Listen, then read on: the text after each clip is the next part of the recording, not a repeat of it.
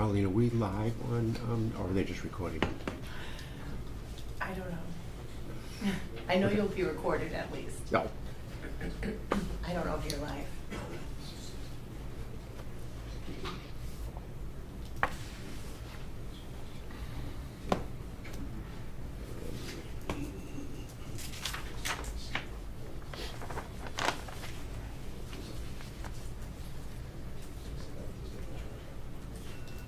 I'm surprised with this Green Communities Act, they don't have the EPA ratings for the vehicles listed on these bids. Hmm.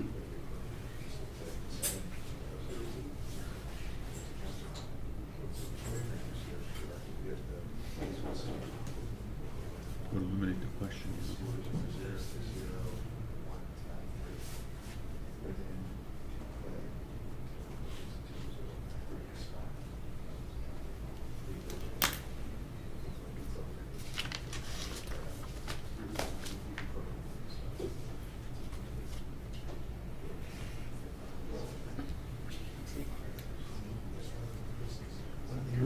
Next door to you.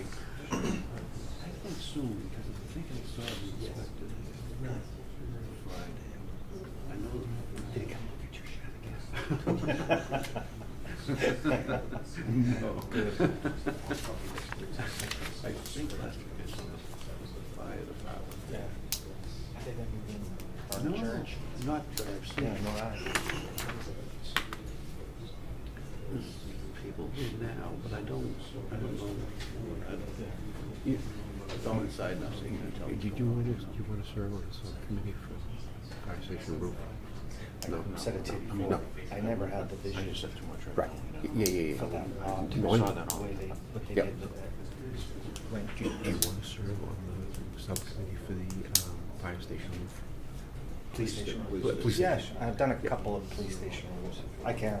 Okay. Good. Unless somebody else wanted to. No, you don't. I'm already there. You're already there. From finance. Oh, yeah. Yeah. All right. Just this way, don't we get a void wash or whatever. Yeah, I wouldn't leave it like that. No.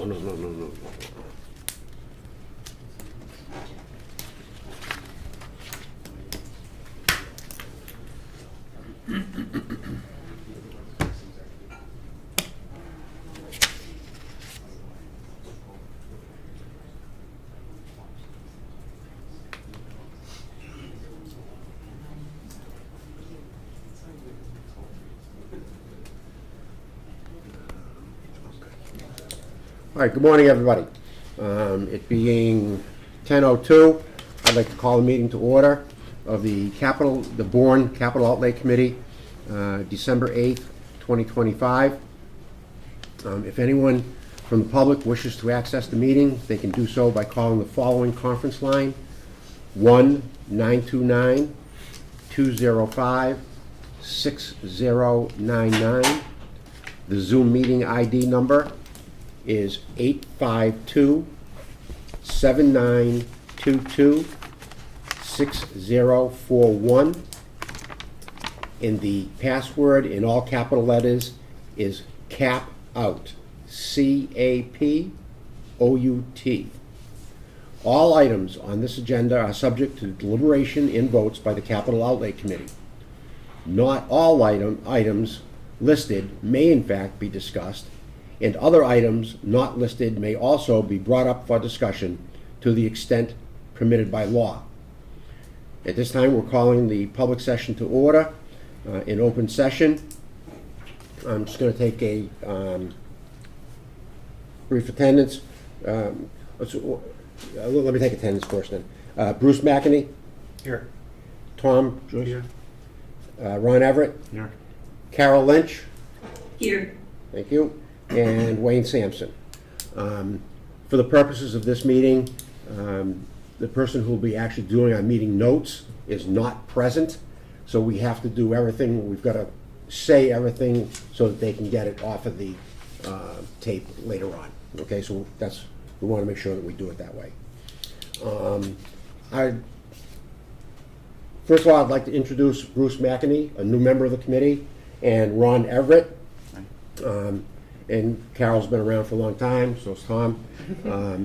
But for the first time, we're up to full strength in a couple of years, I think. So this is really good from our perspective. I'd like to welcome all the department heads here. I know that you put a lot of time and effort into this. I'd like to just make a couple of comments before we get started. Please understand that we are going to ask every single person questions, okay? We've gone through each of your requests in some detail, and the questions are for us, for the town, but also for the public that's going to be asking questions later on. Why do we do this, and why do you want this?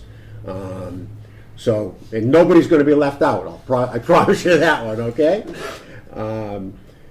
But a couple of things in general that we noticed, or I noticed anyway. Please fill out the applications completely. There's sometimes you leave a certain item blank, but we look at that because it helps us understand other things. So please make sure that they're filled out completely. Make sure that you attach a bid or a written estimate with whatever you're asking for. Okay, we like to have that right in hand.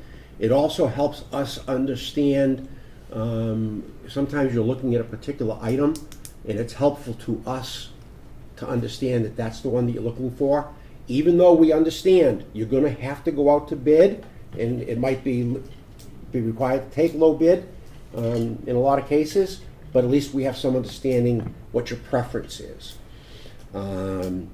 Make sure that you list all the trade-in values on those sheets. It's important that we see those. So that being said, Marlene, would you like to give an overview of where we are with the budget and what the forecast is, really? Yeah, so I'm actually going to be doing the preview next Tuesday with the joint meeting with the Select Board, Finance Committee, and School Committees. Okay. And Capital will be part of the full preview for FY27. I'm also going to ask in a minute Erica to give the committee and the public some background, especially with a couple of new members. I think it is a good time to do a refresher. So the vast majority of the town's capital needs are funded through free cash. We borrow for large projects that have an extended lifetime, but for things that are used up relatively quickly, meaning 5, 6, 7 years or so, where we're not going to float a bond for it, we pay cash. And Erica will talk about what free cash is and how do we get it. This budget is going to be, this capital budget is going to be different than the past couple that we have done together. So we've been very fortunate the past couple of years where we've been able to meet the needs that are requested. This year, we are going to say no to more than we are going to say yes to. So Erica will talk about some of the constraints we're facing. The Select Board will have to make some policy decisions. They have a set of financial policies, including a capital policy, and they'll have to decide how deep into free cash they want to spend for FY27. I think for this group, the most important job that this group has to do is to listen to the needs. None of what you're going to hear today is frivolous. Nobody's asking for things they don't need. All of the departmental requests are things that we need to keep operating safely and efficiently and effectively. But we know we're not going to be able to fund them all. So I think your job is to take that in, listen to it, think about it. You're going to want to recommend everything, but we're going to have to sit down and work out a list of priorities. And we're going to start with finding the funding for priority number 1, and we're going to go down the list as far as we can go until we run out of money. Erica will talk a little bit about those projects that are that we feel are eligible and we would recommend for borrowing, and then how the borrowing costs kind of get built into the budget and how we need to cover the debt service. And then, you know, you'll essentially have a list of things that you want to fund with free cash for FY27, and the select board will make the decision about how much of that it will ultimately get funded. But we are here to help you and to work with you with whatever you need. We are happy to answer questions and get more information and make sure that you're comfortable with truly understanding the need so that you can set the priorities that are best for the community. I understand this year's gonna be kind of tough, and we're gonna have to make some tough calls. And I know you're having trouble forecasting this budget, but just, do you see next year's budget being equally as difficult? So I think we are going to soon have to talk about funding debt service differently. And that's a conversation that the select board will have to have policy related to. Right now, our debt service is funded using the capital stabilization fund. It is getting too big to keep doing that. And over the past 2 or 3 years at least now, when I talked to you about the budget preview and when you listened to me give the budget address in early January, we have repeatedly talked about how we are losing investment capacity in the operating budget.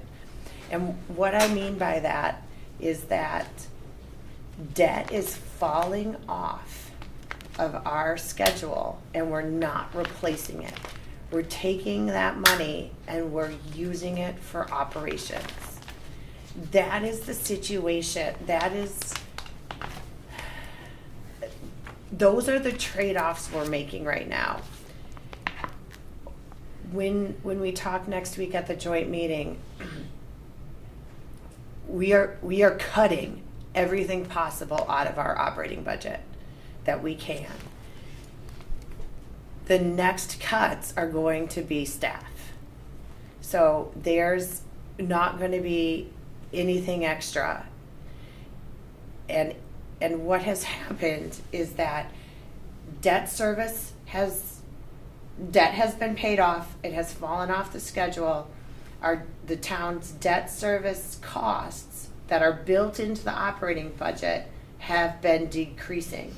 We have been taking that money and spending it on the operations. We've been spending it on the department's budgets, on payroll, on equipment, on training. All of these things are very important, and we're not saying that we want to cut them, but now we're in the position that we have a capital program that ARPA is gone, the days of big turnbacks are gone. We don't have the free cash to pay for them. If we borrow for them, we don't have the investment capacity in the operating budget to pay for them. So we are funding our debt service using capital stabilization. We have lost that investment capacity out of the operating budget because we've put it towards people and we've put it towards services. Now, if we want more money for capital, that means we're going to have less money for people and we're going to have less money for services. So, Erica, can you talk a little bit about capital, about free cash? Thank you. Erica Fleming, Finance Director, for the record. So in plain English, free cash is the money that the town has left over at the end of the year after paying all of your bills and setting aside what we know for future expenses. It comes from extra revenue collected or spending coming in under budget. So those would be turnbacks, and the extra revenue would be, we conservatively underestimate our local receipts because frankly, we don't want to be chasing the revenues. We want to make sure that we're always going to be in the positive. So that's where that number flushes out at the end of the year. Now, effective for July 1, the Department of Revenue certifies that number. So for July 1st of 2025, our certified free cash is 7 million, I should know this by heart, $7,769,261. Now that's 9.5% of our operating budget. We have we have a financial policy set by the select board that recommends we maintain 3 to 5% of the operating budget as free cash as a financial reserve. It's important that we maintain a financial reserve. One, it provides us flexibility, and also so that we don't use it all up in 1 year. We always want to keep a buffer there. Two, the credit rating agencies find that if we have a healthy reserve, it promotes sound financial planning, and it would ultimately result in lower debt costs, which we have projects, and that would be an advantage to the town. Are the financial institutions looking for that same 3 to 5% range, or they want more? They want They want a lot more. Yeah, They want more. They want a lot more. That's They're not looking for realistic. 15 to 20%. Oh, yeah. Yeah, forget it. And then when we use free cash, it's important that we use it for things that are one-time expenditures. So it's typically used for capital expenditures, in funding other reserves like OPEB or the stabilization fund to meet those policies or replenish any that we have used. Last year, our free cash was a lot higher. It came in at just over $11 million. Again, because we had things like APA funding our capital program.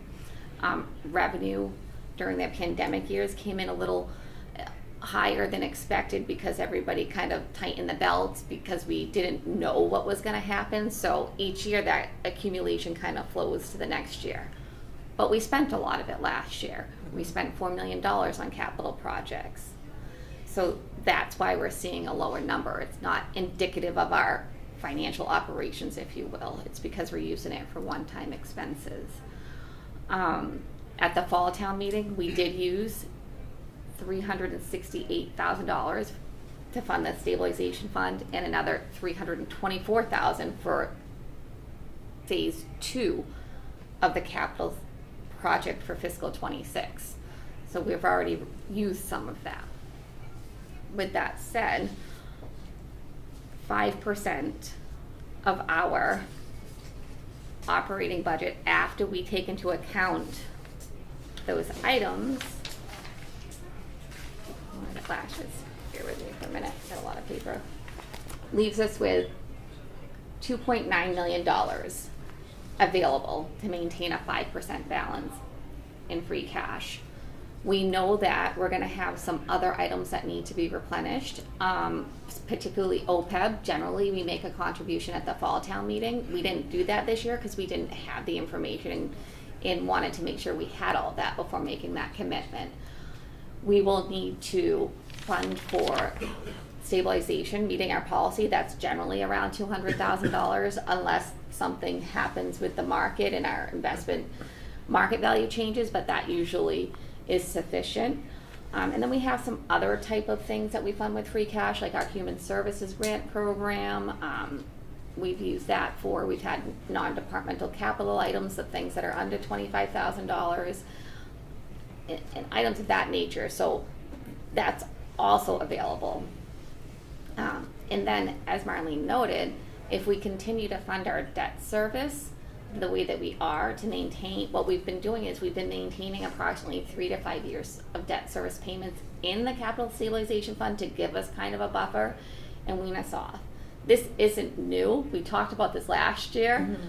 We were really hopeful that because of the debt falling off that we weren't going to need the capital stabilization last year in the budget, but we did because of the increase in expenses relating to operations. So that would require us to put in another investment of $1.7 million into capital stabilization, which leaves approximately $700,000 available for one-time capital purchases, which isn't significant considering what you have here. So I'm happy to answer any questions. I know I just threw a lot of figures out at you, but we just wanted to make sure that you had an understanding of how to use free cash, what it is, and where we're going. So if you keep your 3 to 5%, approximately how much do we have available in free cash? So 2.9 million. the 2.9 is at the the 2.7 million is at the 5%. I'm sorry, 2.9. I've got some other calculations for OPEB here. And then it would be 4.6 if we brought it down to 3%. As finance director, I'm never going to recommend that you go below 5%. So we have 2.9 for everybody's projects. No. Well, we have You 2.9 have if we bring it. 700,000 for everyone's projects. Yeah. because it would require 1.7 million to go into the capital stabilization fund to fund okay, future okay. debt service, because we also we authorized borrowing for several items in the last town meeting. So just to recap, we have the fire engine, which was, we haven't even brought that debt online yet because it takes 3 years to build. We have the fire station roof that we've short-term borrowed for, but we Police haven't fully. station roof. And the police station Oh, roof. the fire station 3. Yes. Oh, sorry, yes. And the big one is the police station roof. We had the bleachers at the high school football field. We have the police HVAC. We had some fire equipment. And we've got the middle school roof project coming up with MSBA, which we won't be footing the whole bill, but that's going to be a cost. So basically, the first person up gets everything, and then everybody else can just leave now? So I'm sorry, I guess I don't understand. We went from 2.9 million to 700,000, and I didn't understand the math. Could you hit that with me again? So I estimated approximately $500,000 for things that are standing articles like OPEB, stabilization, human services, and then approximately $1.7 million will need to be put into the capital stabilization fund. Okay. That's the big one. That's the big Yeah. one. Okay. That's a big one. So if we maintain the 5% of the general Right, fund, we have to. no, have to. you don't. Well, The select board can go down to 3%. So that's the policy choice of the select board. right. Is if we keep Erica's position, rightly so, as the finance director, is as conservative as possible. Erica wants to keep 5% of the general fund operating budget on hand in cash. In order for us to do that, that leaves about 700 grand for capital. You have all of these departments here with important requests that are, Right. you can fund 1.5 of their projects with Right. $700,000. Right. So the select board will have to decide by policy, by vote of the select board, do they want to go below the 5% of the general fund operating budget? That's why we need your list of priorities, because we know without going below 5%, we can do about 2 projects. If we go below 5% down to 3%, we can do more projects. But we want to have a very robust discussion, and we want you to have, decided if the select board is going to take the policy decision of being more aggressive, not giving Erica the 5%, only giving Erica the 3% of cash on hand. Are we spending it for the most important reasons possible? What do you think the select board's gonna do? I don't know. Right. That's going to be a discussion that the finance committee and the school committees can have with the select board next week. I would like to also add to, because our financial policies are somewhat recent when we updated them.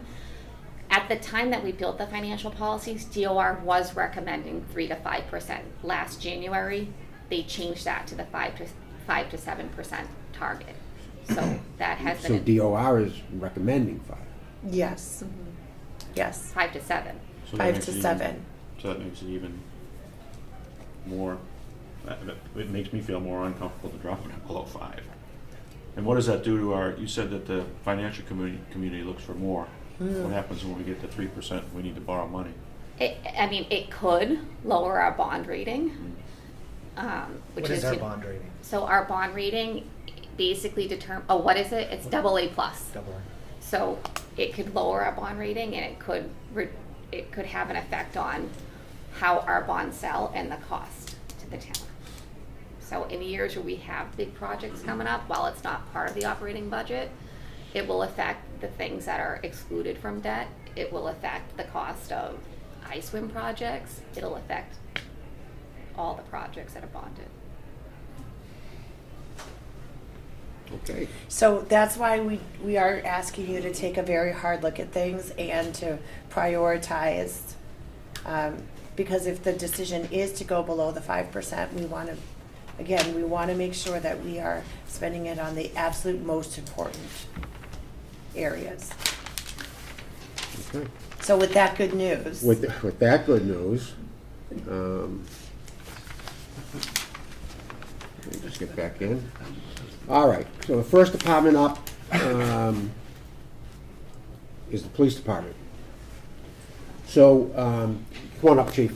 So first of all, I'm going to start by apologizing to the police chief and the fire chief. With 2 members on the committee having some insight into public safety, you 2 might get more questions than everybody else.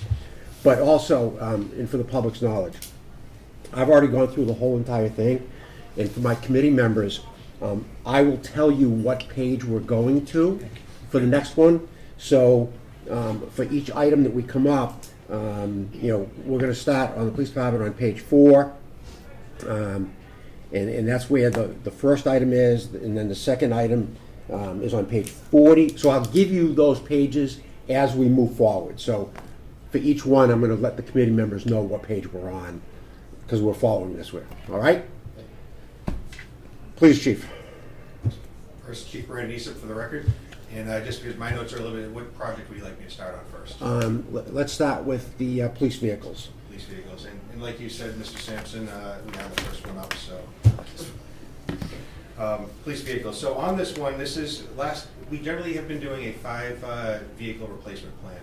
Last year, we reduced that to 3 and then it bumped back up to 4. But generally, we're on a 5 vehicle a year plan.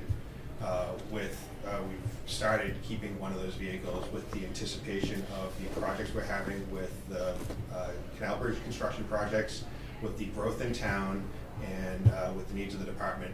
We've been adding 1 vehicle to the fleet over the past, starting 2 years ago. Last year we didn't do it, and then this would have 1 vehicle remaining out of them, and then 4 either being traded or being moved to other departments in town. So on this one, we are requesting a total of $468,000, which I will note, based upon our 5 vehicle replacement plan that was submitted last year, is the same amount we requested last year. So in the police vehicle market, and actually in general vehicle market, we're seeing on some parts 20% increases. Year over year, we've been in the area of 7 to 10% increase. We've looked at our fleet and looked at parts that we might be able to maintain and transfer over. We can probably still tighten the belt a little bit more, but this does include reductions in that, where we were seeing increases on new parts being purchased. So that's why we're able to keep the same request amount year over year. And this request would be for 2 patrol vehicles, 2 patrol cruisers. For these cruisers, we're looking at the Dodge Durango. That's the smaller vehicle in our fleet, but it's been proven to be quite effective. We're quite happy with the way it's performing out there. And this would be the last year of a completely new set of Durangos, whereas the year following this, we can look at moving cages over. As long as the model stays the same, we can look at moving equipment, sirens, and stuff over vehicle to vehicle. It also includes 1 patrol extended vehicle. When I say patrol extended vehicle, that would be a Tahoe. So we have 3 Tahoes in our fleet. We do have a need to maintain a larger vehicle in the fleet some prisoners are a bit larger. Sometimes we have to transport more equipment. Sometimes there's needs like placing equipment in the back that the Durangos just do not have that storage space in the back, so maintaining that larger vehicle. This would be adding a second pickup truck to our fleet. So last year. And as I was talking to my Josh Parsons, Sergeant Josh Parsons, he's my fleet manager. So we replaced a pickup truck and added to our patrol fleet. This would be to add a second one, so we maintain operational needs on both sides of the bridges, especially with the bridge project coming up. There is a need to be able to store barricades and everything in the back of a pickup truck that we don't quite have with patrol vehicles. And then this would be for one admin vehicle. So that, again, that would be a Durango, likely, and it would be an unmarked unit with a radio and some basic equipment in it, either for detective or admin staff replacing one of those vehicles. Upfit costs on here, we go back, our upfitter is McGovern. It is off contract, but pricing keeps on going up. We've done our best to maintain and see where we can offset things. But we have upfit, we have a cargo system that includes a rifle rack in the back, rifle storage unit. Our graphics, for some reason, I think that's doubled in price over the last 3 years, and with the same pattern on what we're putting on the vehicles. Paint has gone up, crazy number. We do move the radar units over vehicle to vehicle, so there is one new radar unit for that new patrol pickup truck. And then for computer docks mounts, we try to transfer the computers over. The docks don't generally handle so well after 3 years. So if we can replace those parts, transfer those parts, we can. Otherwise, we're replacing them. And then same with the scanners. That's what I'm looking at for my vehicle request. I will say that we are actively looking at if there's ways we can reduce this, or if we can reduce the number that we're requesting. This is what I need right now based upon our planning and the department needs, based upon the department operational needs, while also looking at the future growth in town that we're seeing with the high density housing, and also the future construction jobs that are taking officers on details and cruisers.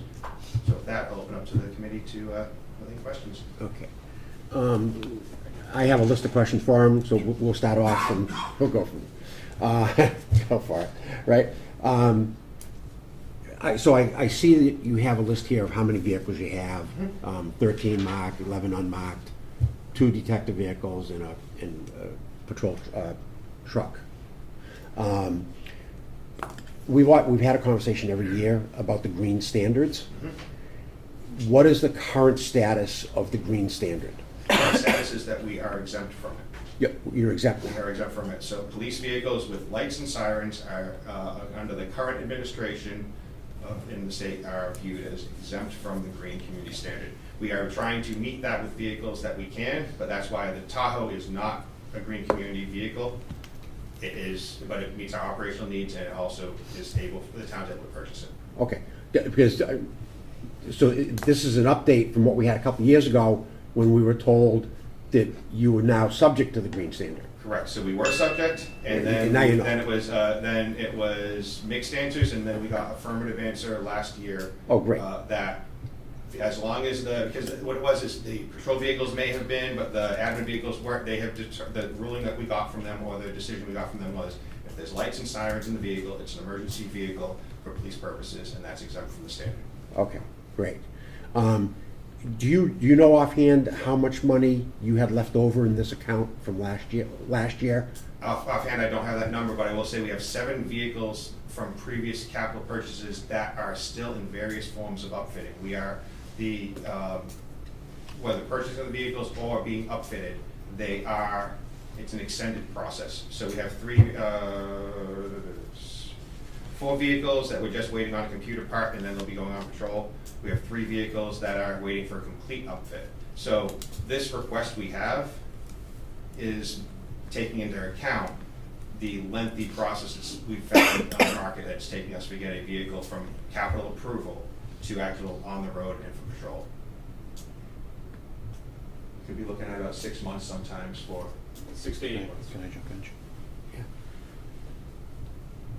So these 13 patrol vehicles, 11 unmarked vehicles, these vehicles are on the street, and the other 7 that you mentioned are in waiting. No, of the total 27 vehicles we have in our fleet, there's 7 vehicles that are In waiting. in waiting. So that's also affecting our operators. That's more They're out of miles. service. They're out They're of not service. ready We yet. have more miles going on vehicles on our fleet, and some of our Tahoes are up over 125, I believe. That's our high end. So that's a high number of miles for a police vehicle. Sure. So you mentioned that the cars that are used on pay details.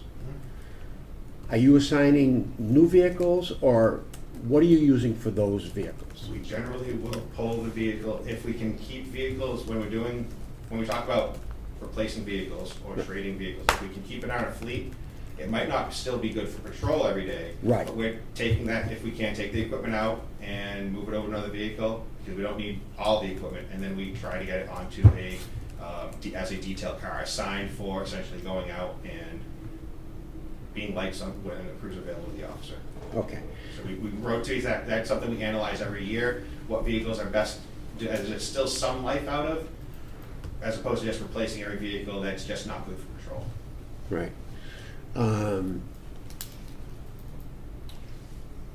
So I see that you're using the Plymouth County bid.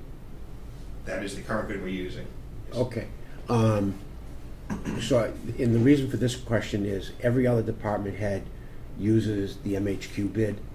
Is there a reason that you're going with the Plymouth County bid? So we generally look at which one provides the best cost for us. We have several bids we can use from. Right. We're not tied into a particular bid. We're tied into the best cost for us to be able to get the vehicle. Right. But I saw that all your upfit went through MHQ.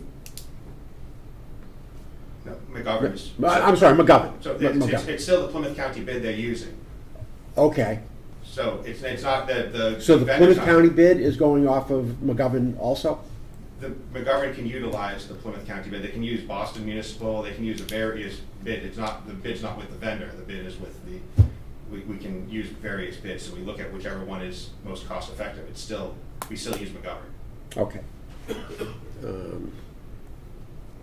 All right.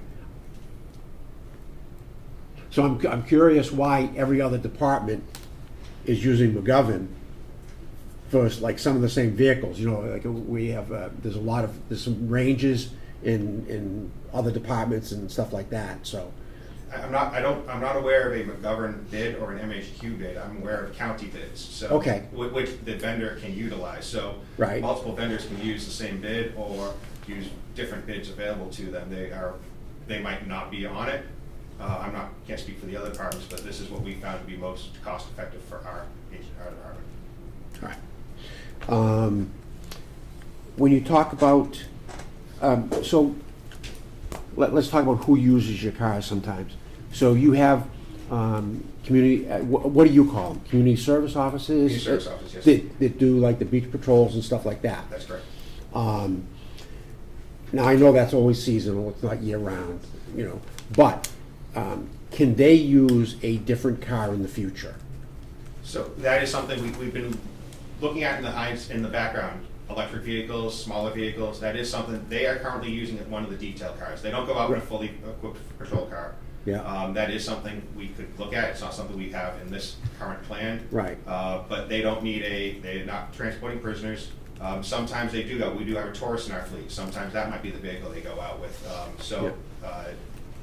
We don't have a proposal this year, but it's something that we could definitely look at. And that's what some of these questions are, is looking forward, especially with the outlook, what can we do, thinking forward to do some of that? So, If I can, and that's one of the reasons why we look at electric vehicles. So recently there was a maintenance issue on one of our vehicles, and the temporary replacement vehicle that the vendor provided us was an electric vehicle. That allowed us to test out operationally what does that even look like in our fleet, which Right. was interesting to say the least. However, I do see an opportunity for an electric detail car, because the drain on those, the maintenance drain on our vehicles is a vehicle idling for a long period of time.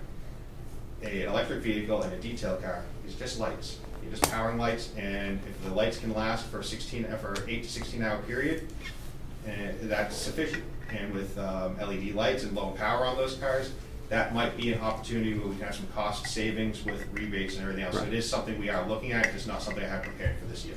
Beautiful, excellent, thank you. Any questions from the other members? Good. Do you assess a fee to vendors who require a cruiser on their detail? Yes, we do. There is a $50 fee for cruiser per per 8-hour detail, and that goes back to the general fund. Thank you. So how would it bother you or affect you or change your decisions in how you operate if you've got one less of these vehicles? I just briefly talking with my fleet manager, I believe that we could probably reduce this. It's something that I'm just not prepared to say specifically which vehicle that is, but I believe we can reduce, and I might even be able to offer 2 vehicles that we can reduce it by without, because, and that's keeping in mind the fact that it's taking so long on those 7 vehicles we have in the background, that those are gonna go online at some point this year. Like, 4 of them are gonna be going on probably within the next week or 2. The other 3 are probably 6 months out, just with what we're hearing from the vendor. But that helps us look at those will still be new vehicles in the fleet. What I would say is if we went to less vehicles that we're requesting new, I may ask to keep some of the vehicles that we have a little bit longer and move them down the pipeline as detail cars or something else. The question that I have, without knowing the specific makeup of all the vehicles, you mentioned that there's an opportunity to move some of the equipment from old Durangos to new Durangos. And I realize that the age of those vehicles and the conditions of the vehicles matters. Is there opportunity to save money here by switching out other vehicles? Or is it strictly by age and mileage? Can you switch? So if do we have Rangers? I mean, do we have Explorers? I mean, what other kind of vehicles do we have out there that we might be able to transfer the equipment? And is there enough savings there to make that a project that makes sense? So our fleet consists of several Interceptors, which are essentially Explorers. Yeah. Those are getting quite old. Most of the equipment is not transferable on those Because they've of the changed. style of vehicle. So we're not purchasing, the new Explorers don't match up with the Explorers that we have in our fleet. If we were to decide to purchase, we've moved away from Fords because of concerns that we've had with the reliability maintenance and other things. Other equipment such as radar units, these Interceptors that we have, we're looking at a vehicle that could be anywhere of 5 to 7 years. Radar unit, it's reaching its useful life on those. So we do, if there is equipment we can move over, it's just quite minimal on those older vehicles. But our fleet does include Interceptors, Durangos, and Tahoes for our patrol, and actually now a Silverado. And for other vehicles in our fleet, we have a Taurus, Durango, Jeep, and that's what we have in the fleet. So just to follow up, so to that end, when you go out to bid, these are Durangos clearly, and are these, when you go out to bid, do you say, I need a police vehicle that will meet these specs? Or do you go out and you say, I want a Durango that meets these specs? And the reason I'm asking that question is, not being in that world, I don't know, is an Explorer $10,000 cheaper? Is a Ranger $10,000? I mean, how does that play out?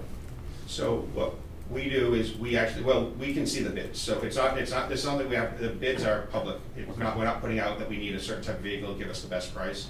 We are going off bid contracts. So we can see what a Durango is versus an Interceptor and everything else. The Durango has been on the lower end of the pricing of those vehicles that are out there.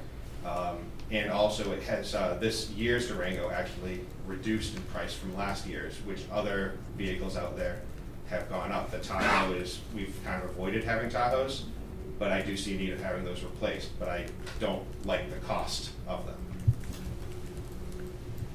Okay, thank you. Any other questions?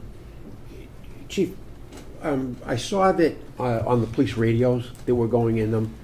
Now, these cars all require new radios because it's part of the new setup, correct?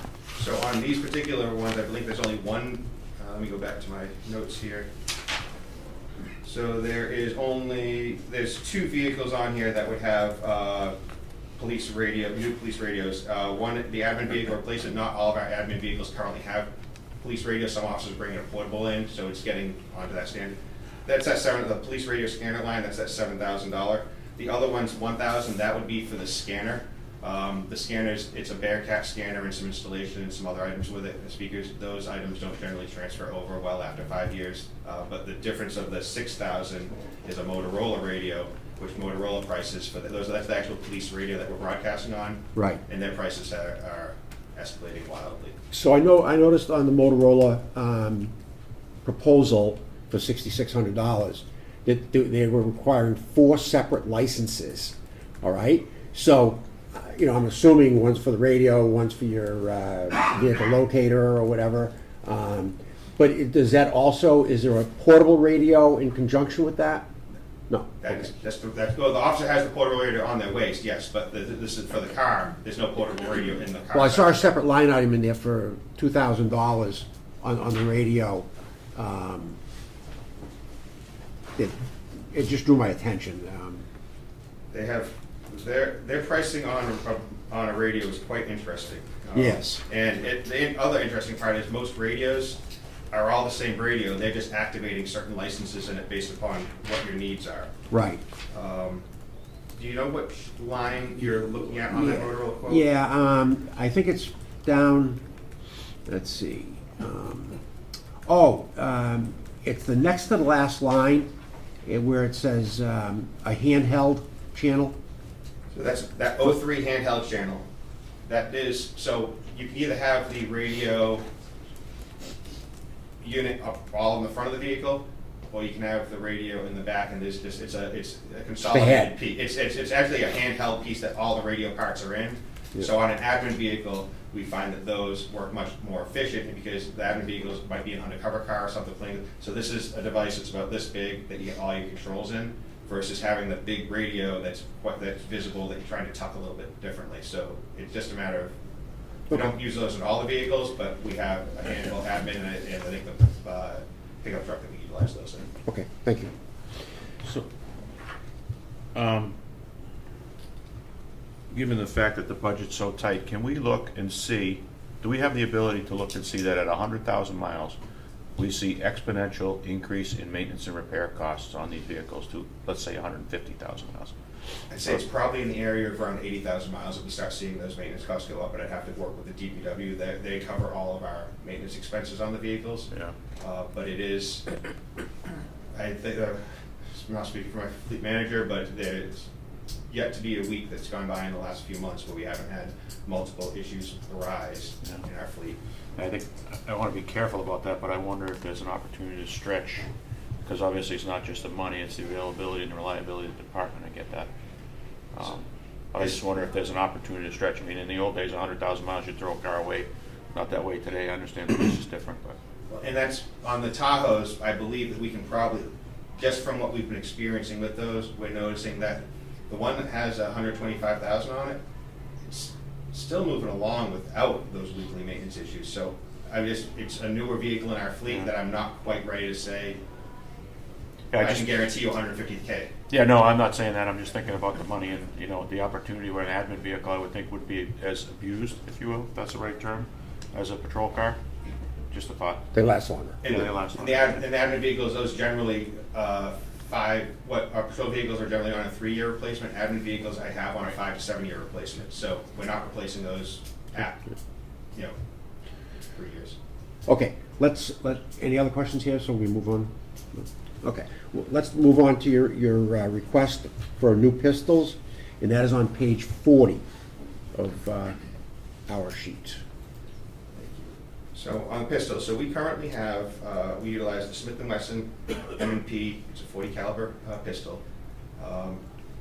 They're functional, but we've been getting to the point where they are having some more maintenance issues, and also the 40 caliber platform is not the most efficient for law enforcement nowadays, in my opinion, and also from that of my firearms folks.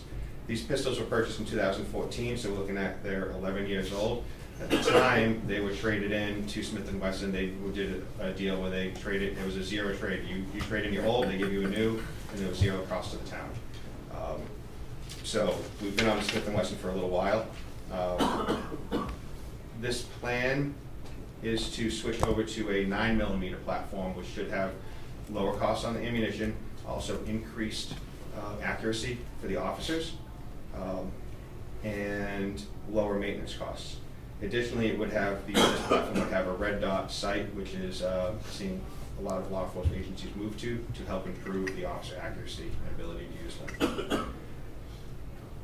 There is a request for, and I think I did notice a typo in here because we had reduced the number we were requesting several times. We're requesting 85 of these. There's 2 spots on pages, I think it's on page 2 and 3 that I mentioned 90. That was when initially we dropped down to 85. So on the first page of our request where it says replacement 71 and 14 new, it's 85 that we're requesting with this. The dollar amount is accurate. Of those, there are 2 models that we carry. There's a compact version for our admin staff, and there's a full size for our patrol staff. Our admin staff sometimes is on patrol, so they usually are assigned to. But there are things that I'm currently looking at with this in light of the way the budget is, of maybe we can split this into 2 years, or maybe we do this as a tier. I would have to make sure that every officer, I'm not going to switch half the department to a new pistol and half not, but I might be able to do, you're only being assigned, the patrol pistol is the one that we're assigning to everyone. We'll hold off till next year on the compact. So there's I'm coming up with some thoughts on this to help reduce that if we can move forward with it. Right. The total cost here would be $180,000. That does not include any trade value. We have reached out to vendors. We have not heard back what that would be. The pistols that we have, we would not be keeping in our inventory, and we would be trading them in for credit. Whether that credit is to offset the cost of this capital purchase, or whether it's to purchase ammunition that is going to be needed for the training, we do not include any ammunition on this capital request, so that when we train on a new platform, we would have to train quite significantly on that. But once I have that number for what the trade will be, that will give me some better idea as to what we can do with that. So you're requesting 85 weapons, and that's for both patrol duty and admin, right? Okay. So the question now becomes, what is your authorized strength of personnel?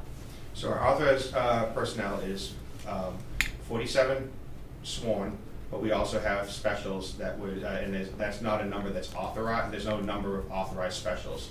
So we currently have 4. I anticipate needing at least 10 when we start looking at these bigger projects. We've added 2 to our number of special officers. They would be issued a pistol by us. So now, and departments use this word special in many different ways. Are these mainly retired police officers that you still have law enforcement authority, or are they community service officers that can direct traffic? No, our specials are special police officers, retired police officers that are sworn, that are still covered by post, that are police trained. Our CSOs, community service officers, are officers that do parking enforcement. Interesting on the community service officers is there is nothing in the statute that authorizes a community service officer to direct traffic.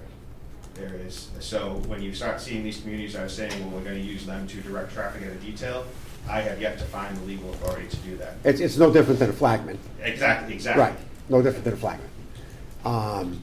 So for your special police officers, are you providing them with weapons and uniforms? Are you paying all of their expenses? We provide any weapons, the department covers those, because I want to make sure that we are providing, that we have control over those, and that there's some quality control with that. Weapons, ballistic vests, and that is the extent of what we're paying for them. Other than that, if they want to be a special here, they have to absorb the cost. And still, it's within our list of items, but they're absorbing those other costs. I'm not going to eat the cost on the additional equipment. But for a pistol, ammunition, for the training with that, that's covered by us. Okay.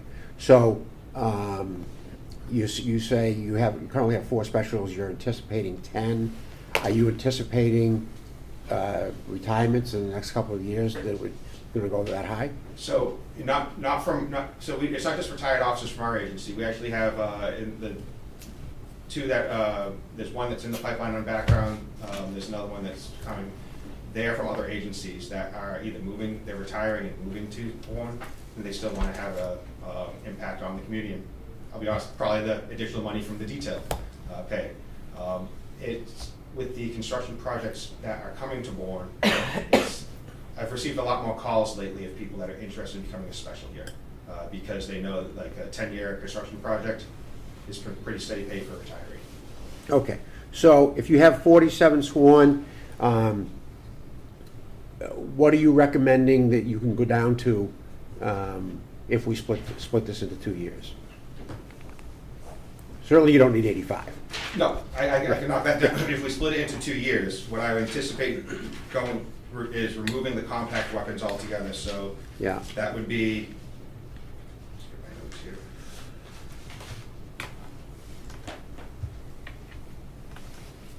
I have 64 duty pistols built into here. So I can probably tighten that up a little bit more. There's 21 compact pistols. And just an idea of the pricing here, the 21 compact pistols accounts for $1,705.14.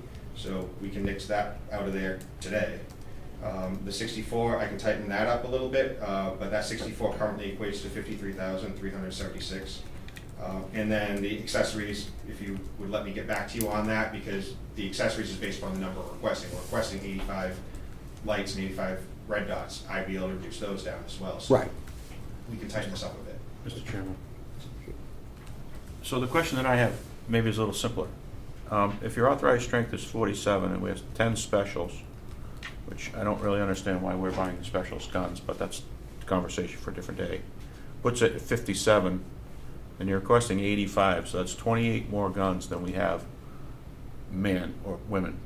I understand that there's some risk for some of these will be down, broken, whatever, but is that 50% overage? No. Or is my math wrong? No, so there's some officers that have 2 pistols, so they have a compact and a full size. So your total number here, 85, is 64 patrol pistols and 21 compact.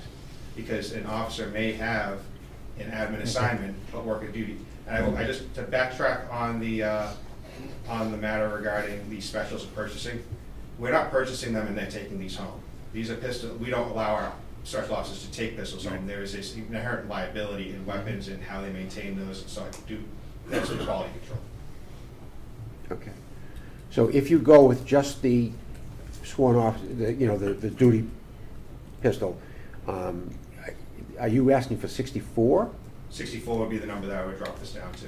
Are you anticipating new hires? I mean, you only have 47. If you go with 10 for your specials, that's 57.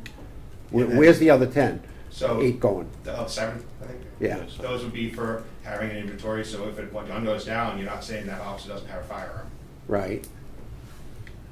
Like I said, that I could look at that for cleaning up the number a little bit tighter, but that's what I base it on, having several spares in our inventory as well, to make sure that when, say one went down, one weapon was used as a use of force, an officer, if a gun is used in use of force, you have to take that weapon from the officer. Right. And it has to go under investigation. We then would generally give the new firearm to them. So, and just for the public's knowledge here, and correct me if I'm wrong in your thinking, the purpose that you have to replace the whole entire department at the same time is so that every officer on the street has the same weapon, same ammunition. They can, in the event they had to use it, they could exchange information. Ammunition and things like that. Whole host from training, having Right. to train on one platform, knowledge, for familiarity. Right. There's a whole host there. Yes. Right. So there's a very specific purpose for doing that phase all at one time. Correct. Okay. Any questions from the? I have one more. On this red dot optics, I understand, I think, that that's what I would call laser, right? No, it's not a laser on. It's the way the optic. Oh, sorry. It's a dot, Yes, you can see it's it. essentially, but it's a little bit more advanced than just putting a laser on the top of the. So in the line of duty, and I'm not a police officer, and it's not my world, and I want to make sure that I'm cautious because I'm not suggesting that safety is not a top priority here, because it certainly is. But is there time in a situation where an officer is going to be using a weapon to find the dot and point the target where it's going to be? It seems to me these situations are more high pressure. Not shooting cans in the field here. So this is more complex. This is not a sniper rifle. This is not an item that's on the gun to allow the officer to sit there and get. They have been proven to help the officer be more accurate in those very short period, high stress incidents than a standard optic. The standard, which we have called Trigicon optics, and it's a glow in the dark, essentially, material, and it's more difficult for the officer to get on target. And the studies on it are generally that the red dot optics help the officer hit a smaller target in a higher stress situation. Okay. Any other questions? No? Okay. Why don't we move on to your last item? Yep. And that is page 46 on the electronic version. And this is for a record management system. You're requesting $163,000. And I believe this was number 3 on my priority list, but with the new information on how much there's where we'd be able to get discounted this year, I think this would now be number 2 on priority, and the pistols would be number 3. And I'm going to lead with that. So a little history on our record management system. We currently use IMC, which has been purchased several times. It's now under the ownership of a company called Central Square. It is one of the more popular record management systems in the state. We've been using it since the mid-90s, and I think that was probably the last time it was updated as well. So the technology is, and I'm being facetious in that, but the technology is quite outdated. Law enforcement agencies throughout the state are looking at what is the next generation of record management system that they're going to be moving to. Because there are, number one, the lack of advancement in upgrades and new features, and also the time savings that you have with the analytics on more modern features, or the time savings on having a platform that is the same for all whether it's an MDT, which is our mobile data terminals, or inside the station, and the length of the ability to keep those systems up and running. So we just held a demo in our station last week where we had 3 of the primary next generation vendors, and the interest we had, almost every town from the Cape was represented at this, because we're all looking at what do we do next. In that environment, all of the vendors are very excited, want to make their pricing as enticing as possible. So that might not always be there. The request we have here includes approximately $150,000 worth of discounts that are being afforded to us for if we were to stay with our existing vendor, which is Central Square and their new product. Other vendors out there have offered similar discounts, but not anywhere near that amount. Also, there'd be a significant cost savings for data transfer. So having data in a system, for instance, 1996, we can choose to keep that system in the background, and whenever we're looking for a record on an individual, we search 2 databases, we hope it's all there, we hope it stays running, or we transfer that data to a new system, and generally keeping it with the same vendor, same manufacturer, reduces the amount of data that does not transfer. So data transfer is one of the higher costs on a new record management system. The other part of this is the ongoing maintenance costs.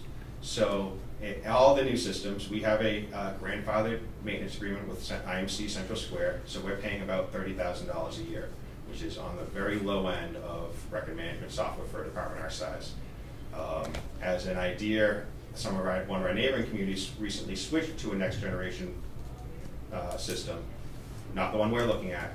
They're currently at $112,000 a year for that maintenance cost, and it's ballooning to $158,000 a year for that maintenance cost. The product we're looking at is $163,000 that has a 15% contingency in there, and then no annual cost for that first year. So we'd have a saving to our operating budget the first year. Year 2 through 5 would be locked in at around $85,000. So it would still increase our operating budget, but not nearly what other communities are seeing for switching. And then 5% year over year after that, which is lower than some of the others. So we've looked at how to save, but the reason I'm moving this into the second priority is because of that cost savings, which I do not anticipate is going to be there for the long term. Once they get their foothold, I anticipate some of those discounts are going to disappear. I understand the concept of why you're doing it this way. Record management is huge. And every so often, I'm familiar with IMC, so sometimes you just can't do any more patches and you gotta replace the whole thing. Actually, I left out one major part of this part. So this also puts all of the maintenance of the server onto Central Square. So currently, we have to purchase a server, which could be upwards of $20,000. We have to handle the maintenance on that server, and we have to handle the backup of that. Under the proposal that is being provided to us from Central Square, they install the server, they maintain the hardware in it. If we need more storage space, they put a larger hard drive into it. They handle the backup to an off-site that is under Aegis and handled by that. So it helps us. Right now I have myself and some of my patrol staff, including my fleet manager, that handle some of the IT assistance there. To be able to help us put our time where it's really needed, this would be a game changer. Sarge, did he just throw you under the bus? Or? No. I do a lot of stuff. Okay. All right. I'm okay, and I don't understand have what you're any doing. I don't have Any questions? No, sir. You're done, sir.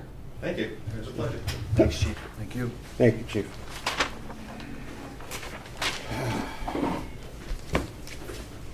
Fire Chief. And for the committee, we're going to start on page 101. Let me just...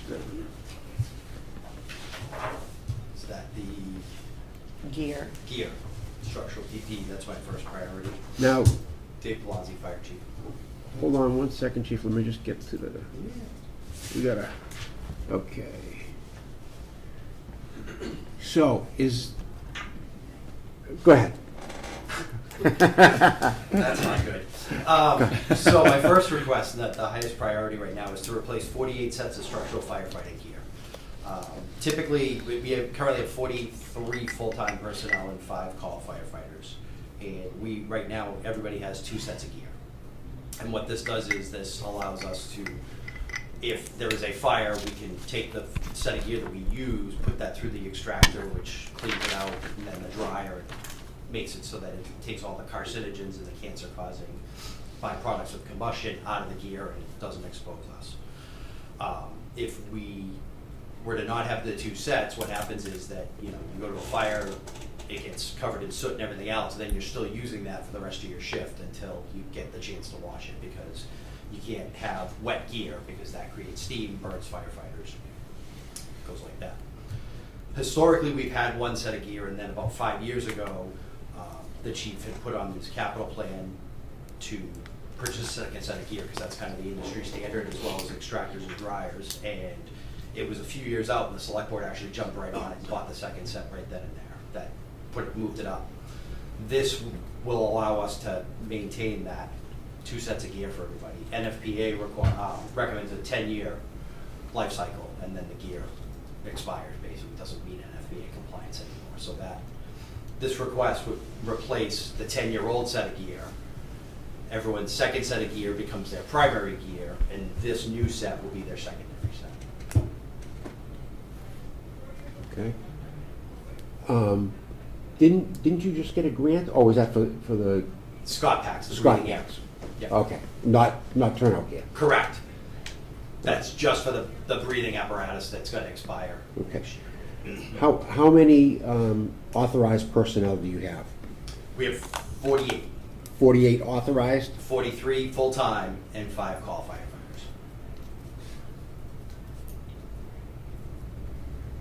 firefighters. 43 full-time and 5? Correct. Yep, and 5 paid-on call firefighters. The only thing that's established is the 43, the call company fluctuates. Okay. That's been 5 for a little while now. And everybody has a second set already? Correct. Okay. And are they at end of life for the standards? The fire primary set will be, yes. standards? Okay. Anybody else? No, sir. All right.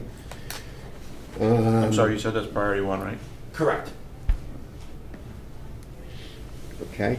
And then we'll move on to replacing of car 4, and that's on page 133. 3 vehicles that we'd like to replace. The highest priority is car 4, that's our fire prevention car. I had our vehicle rep from our department reach out to our vendors and said, could you give us a pricing deal for purchasing multiple vehicles? And they said, absolutely, as long as you buy 40. So I don't see that happening, so we broke these Thank all you. out individually. The first one, as I said, is car 4. That's our fire prevention car. Currently, our fire prevention officer is riding in a very old vehicle. It's been kind of a hand-me-down. Is that the because- 2014 vehicle? Yes, 2014 with 120,000 miles, and it's not fit up operationally for what fire prevention needs. Basically, that's 2 deputies' vehicles ago that was handed down. When we refilled the fire prevention position, we basically put them into a car that we had in backup. And I had hoped to put them into one of our newer pickup trucks, but that has not happened. So this will put fire prevention in a pickup outfitted for keeping the structural gear in the bed of the truck, not in the passenger compartment. All the tools and other things that is normally jammed in the bed of the SUV secured outside of the vehicle. And that way they'll have the ladders and extinguishers and everything else they need set up in the bed of the truck with a cap on it. So you're replacing it with what? A Silverado. 2026 Ford F-150. That's what we went with a few, couple of years ago for our lieutenant's vehicles and the 2 outside stations. And the F-150s have worked well for us. That's what the new command car is going to be that hopefully should be here this month. And that'll maintain consistency. So you're looking for a new F-150? Correct. Okay. And that's through McGovern. Yeah. All right.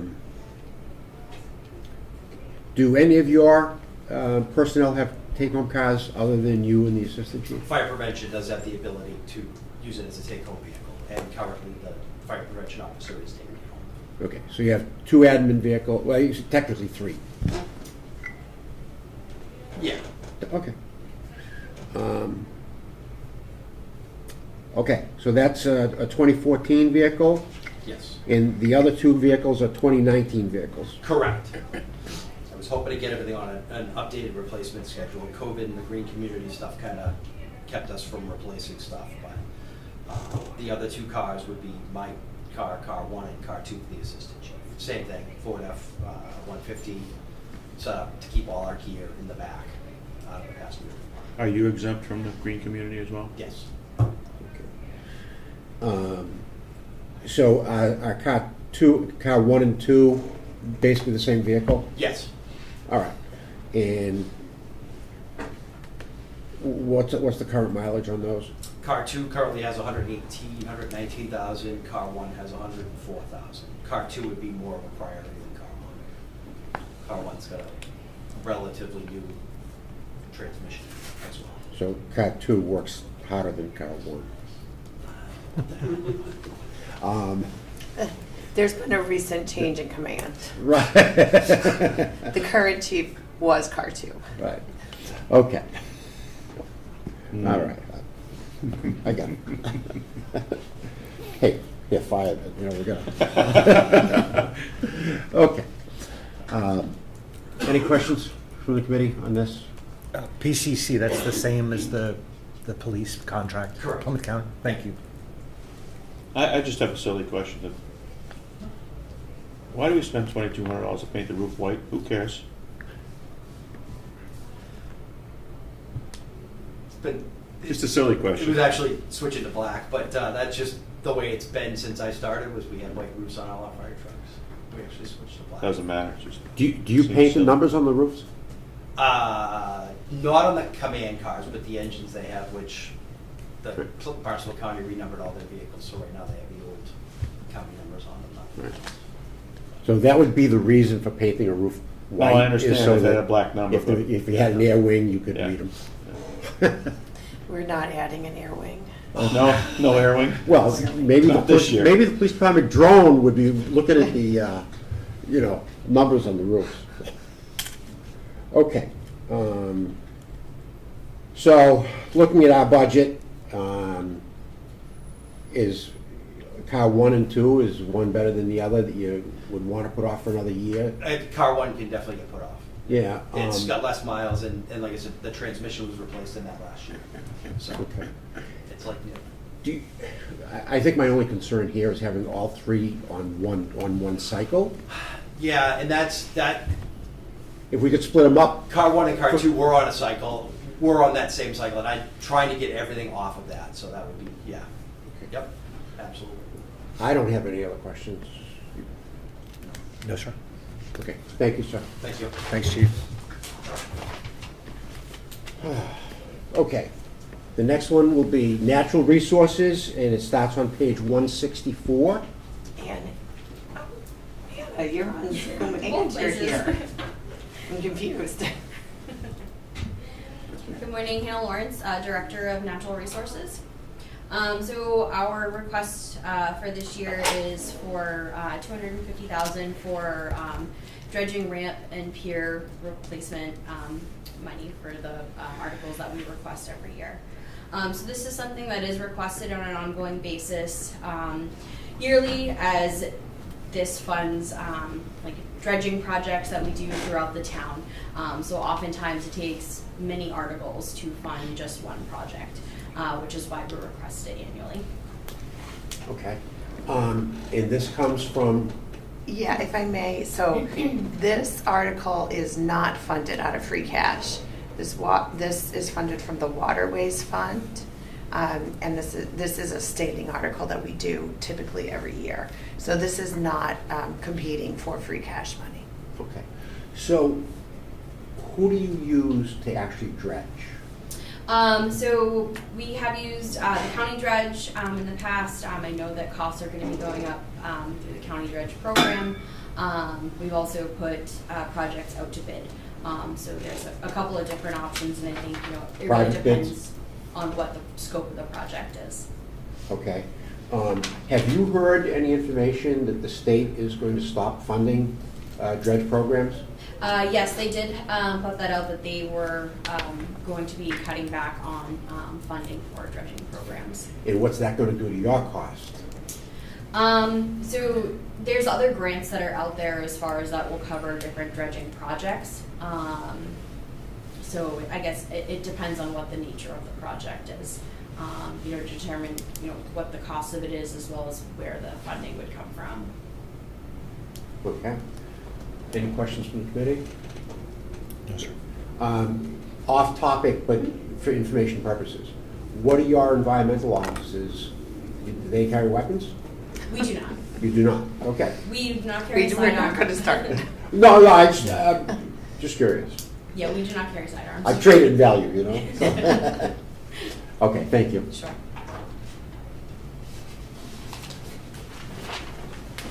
School department. Page 171. This is for a security upgrade. Hi, thank you. So first I want to thank you for all of the careful consideration. I'm going to give a brief summary, and then Jordan will come up with the details.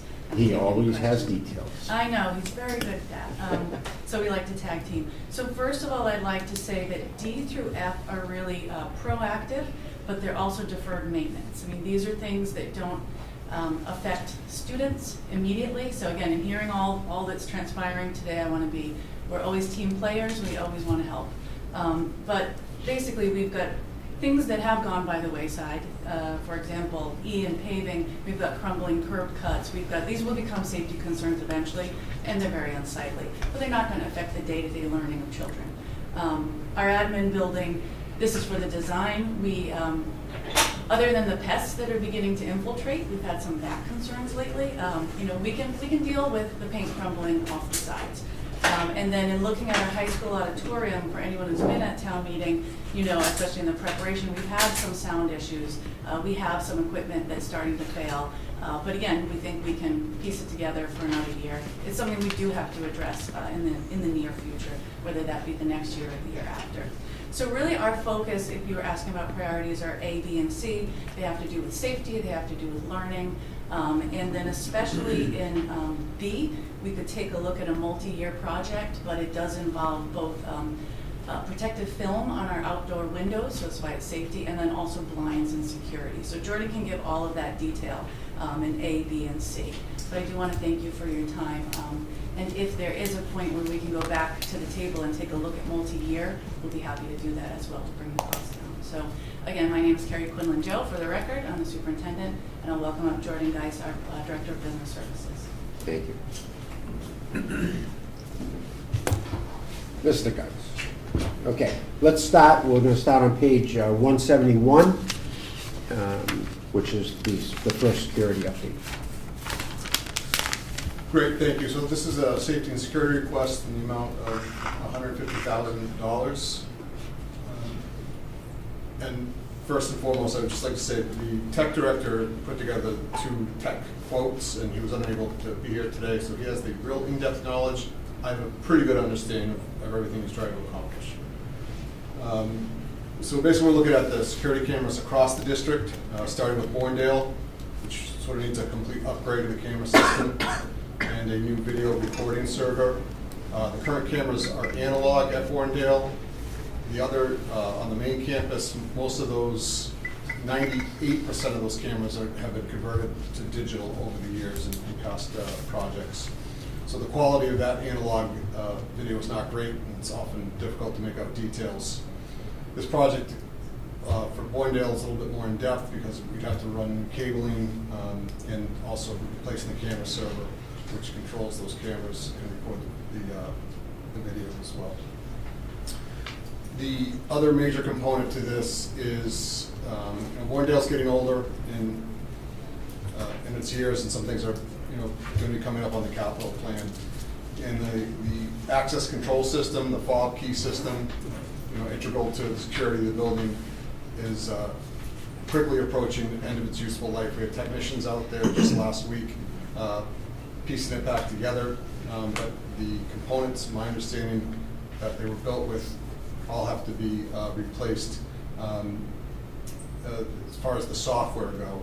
So this is the system that controls all the exterior doors and some of the common interior doors.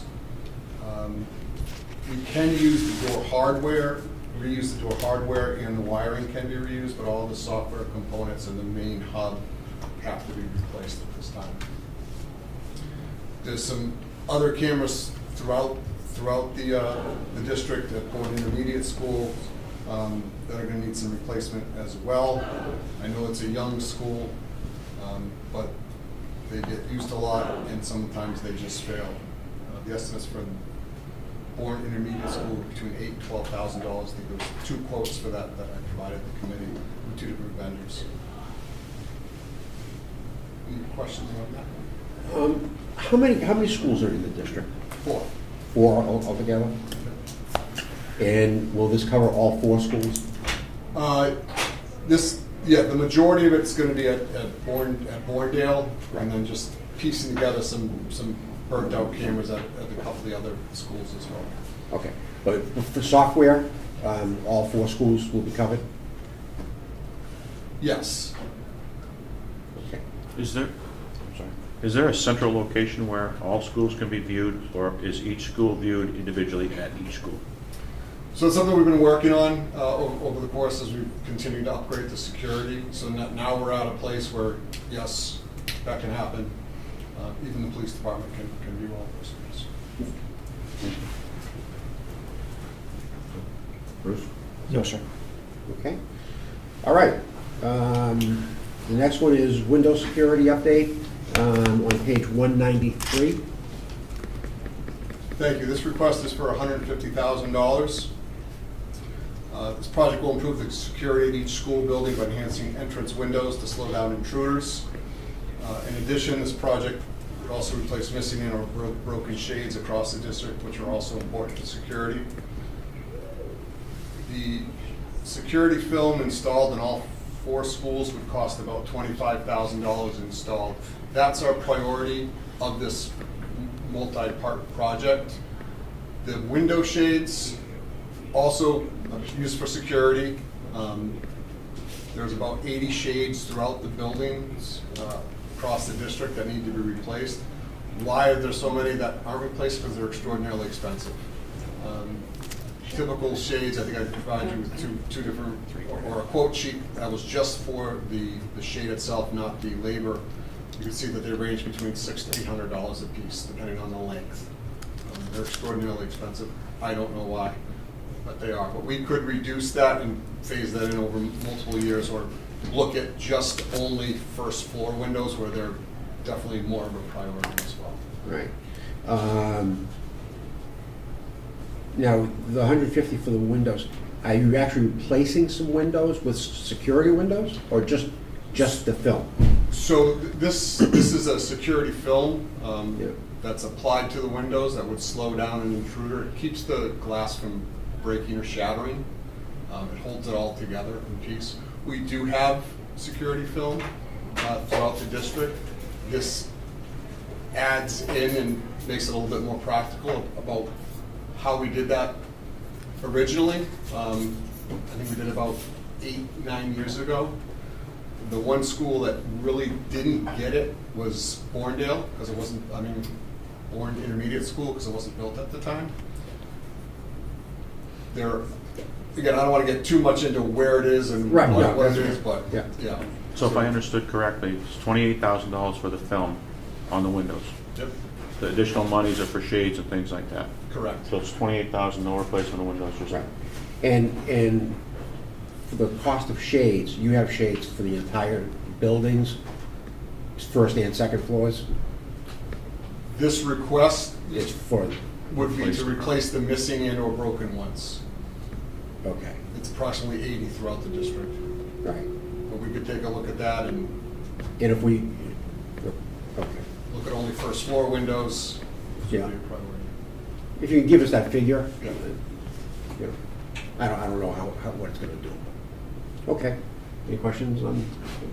All right, the next one is on page 197, high school refurbishment. Thank you. So this request is for $75,000 for Bourne High School. Although it's the oldest building in the district, it is in exceptional shape. However, to make the environment more vibrant and appealing to students, staff, visitors, and potential students, it's necessary to bring modern furnishings that are more conducive to education in the 21st century. So this project would hopefully refurbish about 12 to 15 classrooms with new furniture and finishes and fresh coat of paint. Sort of breaking this into half over 2 years. And then, so $75,000 this year, and then 2 years down the road, another 75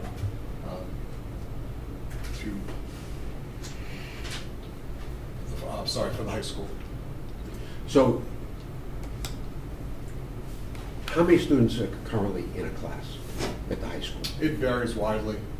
I Yeah, mean, No, I meant the total number for each class. I mean, do you have 300, 400 in each Graduating grade? in the building, yes. In the building? Yeah. But what about, how many seniors do you have? I don't 100, have those- couple hundred, I or- don't have those off the top of my head. Yeah, it's probably about 85. 85. Yeah. And same for is that consistent throughout the other It grades? depends on the year. Yeah, just approximately. Yeah, it depends on the year. After the pandemic, it kind of dipped a little bit. I think when I came in 2020, we had 112. So it's been kind of in that range of between 80 to 100, depending on the year. So, and I know you have a wide variety of classes, so how many classrooms do you need to serve, let's say, 90 students in a grade? Yeah, great question. So we just did a complete audit of all of our buildings, and this will accommodate the 8th grade moving into the high school. So these numbers are current that I just said, but in our 8th grade class, I believe we're about 150. So it's bringing a whole class of students up into the 8th grade. And what that's allowing us to do is have a lot of cost saving down below, because we actually have more younger children coming. So the only way to save on our facilities and save on all of this was to bring a grade up in every level. So that raises a great question. What is your projection, let's say for the next 5 years? Do you see a higher number of kids coming out of the elementary schools? Yes, and so we have a 54-page report that I'll be happy to share, but we see a stabilization, a little bit of a stabilization and then an uptick. We're not going to be at pre-pandemic numbers, unless there's a really large-scale building effort here, which I know we're kind of in the midst of MBTA and all of this, but for right now, they conservatively estimated that we will level off and have a small uptick. So that's why we did this building move one up grade level program, because at the lower level, our younger students are who are coming to us. We're seeing a lot more. So next year in our operating budget, we have to have another kindergarten integrated pre-K, so our little pre-Ks as well. Kindergarten, first grade, second grade, fifth. So we're adding 5 new classrooms next year at the lower level. So that means that our second grade is moving to BIS. We don't have any need for any changes there. We have the rooms we need. We have the furniture, the fixtures, because we had what we call a 7-track at one point, meaning 7 homerooms. But that BMS will have the space, but we're moving 8th grade up to the high school to utilize a suite of at least 8 to 10 rooms up there. Then we'll be pretty much at full capacity in that building. So this will allow us to make sure that we have those classrooms outfitted in a more modern space, everything from paint to more modern desks. And as I'm sure Jordan was going to say, we've been doing this piece by piece. A couple of years ago, we bought a few more classrooms. So little by little, we're putting the high school into a more modern look. With our skills capital grants that we get, we outfit brand new classrooms. But this is kind of this, and then 2 years from now, the last pieces we would need before we need a major renovation, of which we'll queue up with, with MSBA money, hopefully, in the next 3 to 5 years. Thank you. Thank you. Anything? I don't think so. Okay. So that's the first 3. Your item D is on page 200. This is an administrative building envelope design for $30,000. Sure, thank you. So the central office building on 36 Sandwich Road, Dr. Joe had mentioned there's some siding issues. The shingles are towards the end of their useful life. The trim needs to be painted.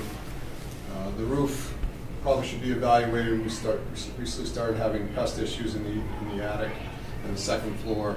There's a concrete ramp out front that is sort of suspect, and there's a metal staircase to the superintendent's office that needs a structural evaluation. You got to actually add another lolly jack up underneath it. So the purpose of the study would be to evaluate siding, trim, foundation, stairs, and the roof, to develop specifications and cost estimates for any repairs or replacements of that building. Okay. Any questions? Okay, the next. Wayne, I have my hand raised. I'm sorry. Yes, MJ. I just want to say that the administration building for the school department is a historic building, and we have used CPA funds in the past. And for roof is preservation, and the ramp for ADA is eligible for CPA. So that would be something that should be explored. Thank you, MJ. Thank you. And I see Mr. Johnson nodding his head in the back. So, okay. Item I've got it is list number 5, or your E is paving on page 203. Great, thank you. So this is sort of a feasibility study again for the needs of paving, sidewalks, curbing throughout the district. We need a comprehensive plan on how to attack this throughout the district, both on this side of the bridge and in the main campus. So we're looking to have a study done to provide a detailed view of the existing conditions and proposed solutions, along with a timeline and rough cost estimate. Any questions on that? No, sir. Okay, and item F for the high school sound system, auditorium, Great. $65,000. $65,000. This is going to replace the amplifiers, the speakers, the cabling, the ceiling projector, installing hardware to manage the system for daily events. We believe that the speakers and amplifiers are about 20 years old right now. The main audio board is in good working order, does not need to be replaced. The sound system itself has been having problems. So the project would involve installing new house speakers on the walls, moving them off the stage. It would also include new stage monitor speakers suspended above the stage for performances, new power amplifiers and wiring for the new speakers, a wall-mounted panel for the basic functions, and a new ceiling-mounted projector that would be installed and integrated into the sound system. Is the current equipment working? Yes, as Dr. Joe said, this is just something that we've been patching together the sound system. We can keep doing that. The projector is still working. It's reaching its end of its useful life. So this is definitely one that could be deferred, and we'll make do. But it's going to have to be looked at eventually in the next couple of years. I know it's a nit, but there's a project cost is listed at $65,000, but the quote is for $71,000. Yep. I asked the tech director about that, and I said, why is that? He's like, because I'm going to have them sharpen their pencils, and I think he's going to eliminate one part of that that scope that was in that original quote. I like the way he's thinking. Yep. All right.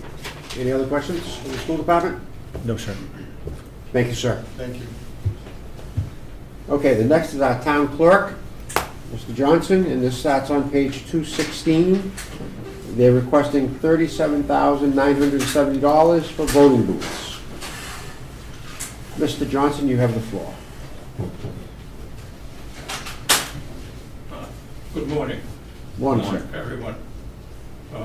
First of all, I'd like to start off by introducing the Assistant Town Clerk, who's Harriet Draper, to all of you, in case some of you did not know her. This is a joint application between myself and Harriet to replace the existing voting booths, which are well over 20 years old.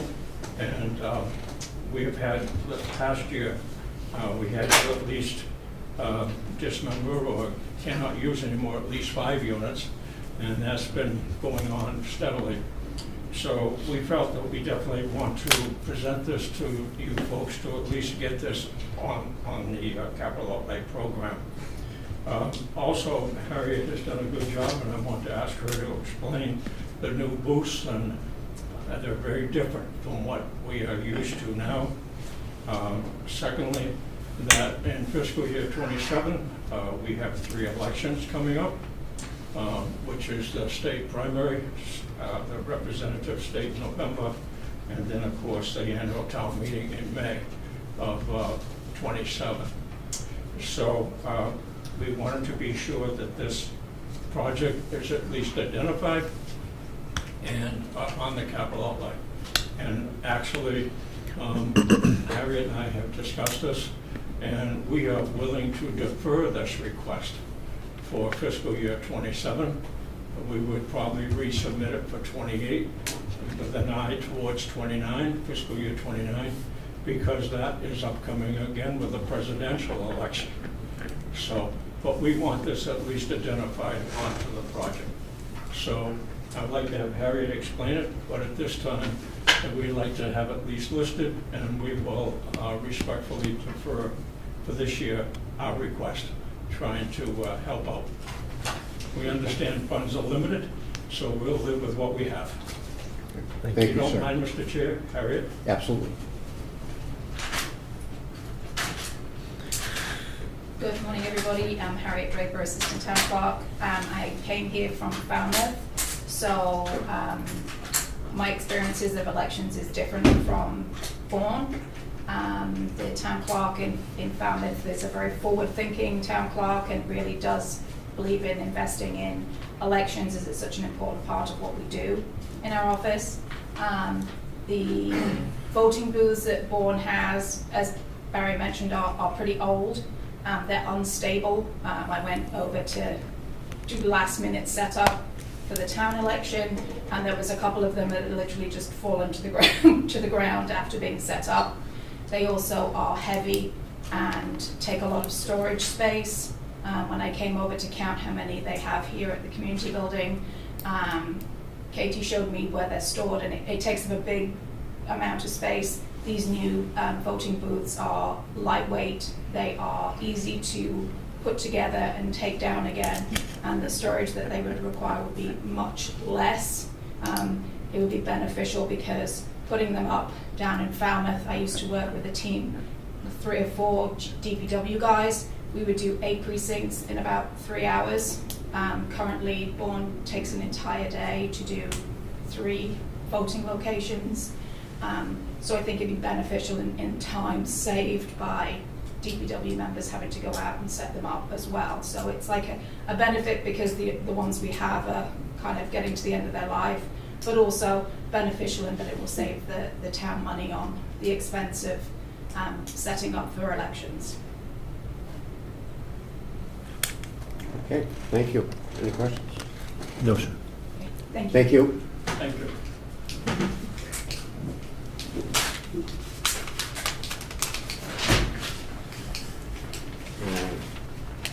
The next I have is our assessors. Yep, I can start the conversation on this, and Rui Pereira, the principal assessor, is on the call via Zoom. Okay, we'll And start he- on page 294. And this request is for a Ford Ranger for $45,557. 294. Is that 225? 224. Right. 224. Because it's... Okay, go ahead. Okay, so currently, they have one vehicle in their fleet to perform data inspections of property. We have 2 data collectors, so they kind of share this vehicle.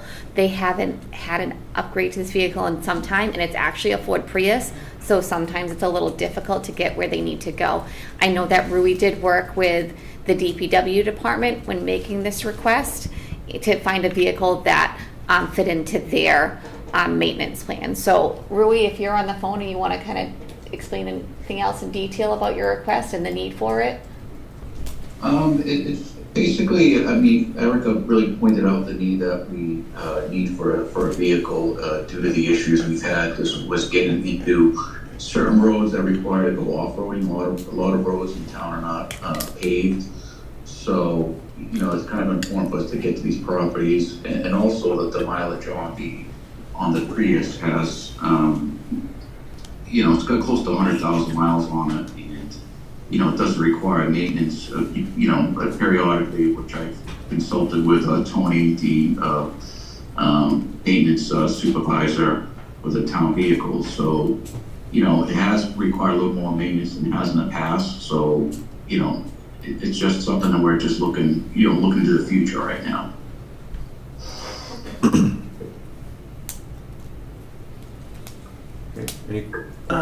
Just the Green Communities Act. Can you Yes. replace a efficient vehicle like a Prius with a pickup? I'm a little foggy on that. As long as the new vehicle also meets the standards, which this one does, Good. we can do that. Thank you. We couldn't replace it with something that doesn't meet the mileage standards. And the standard is 20 miles to the gallon? Is that correct? I believe it's 21 miles to the Okay. gallon, but Okay. I would have to double check that. Yeah, that's fine. And if possible, I think the intent is to keep both vehicles in the fleet so that both data collectors have access to a vehicle. Okay. And so the original request was for $45,557. They call it $558. And then I see excess overlay or free cash of $47,500. That's something that I've asked Rui to take a look at to see. 226. On page Well, 226. there's an ad on here, Wayne, that says installation $1,400 for the box and $250 for bed cover, which brings it to $47,500. Okay, but they're only Yeah. requesting 45. So the request probably Oh. needs to be increased to 47.5. Is that correct, Rui? To Correct, include, yeah. Yes. Okay, so that's gonna change.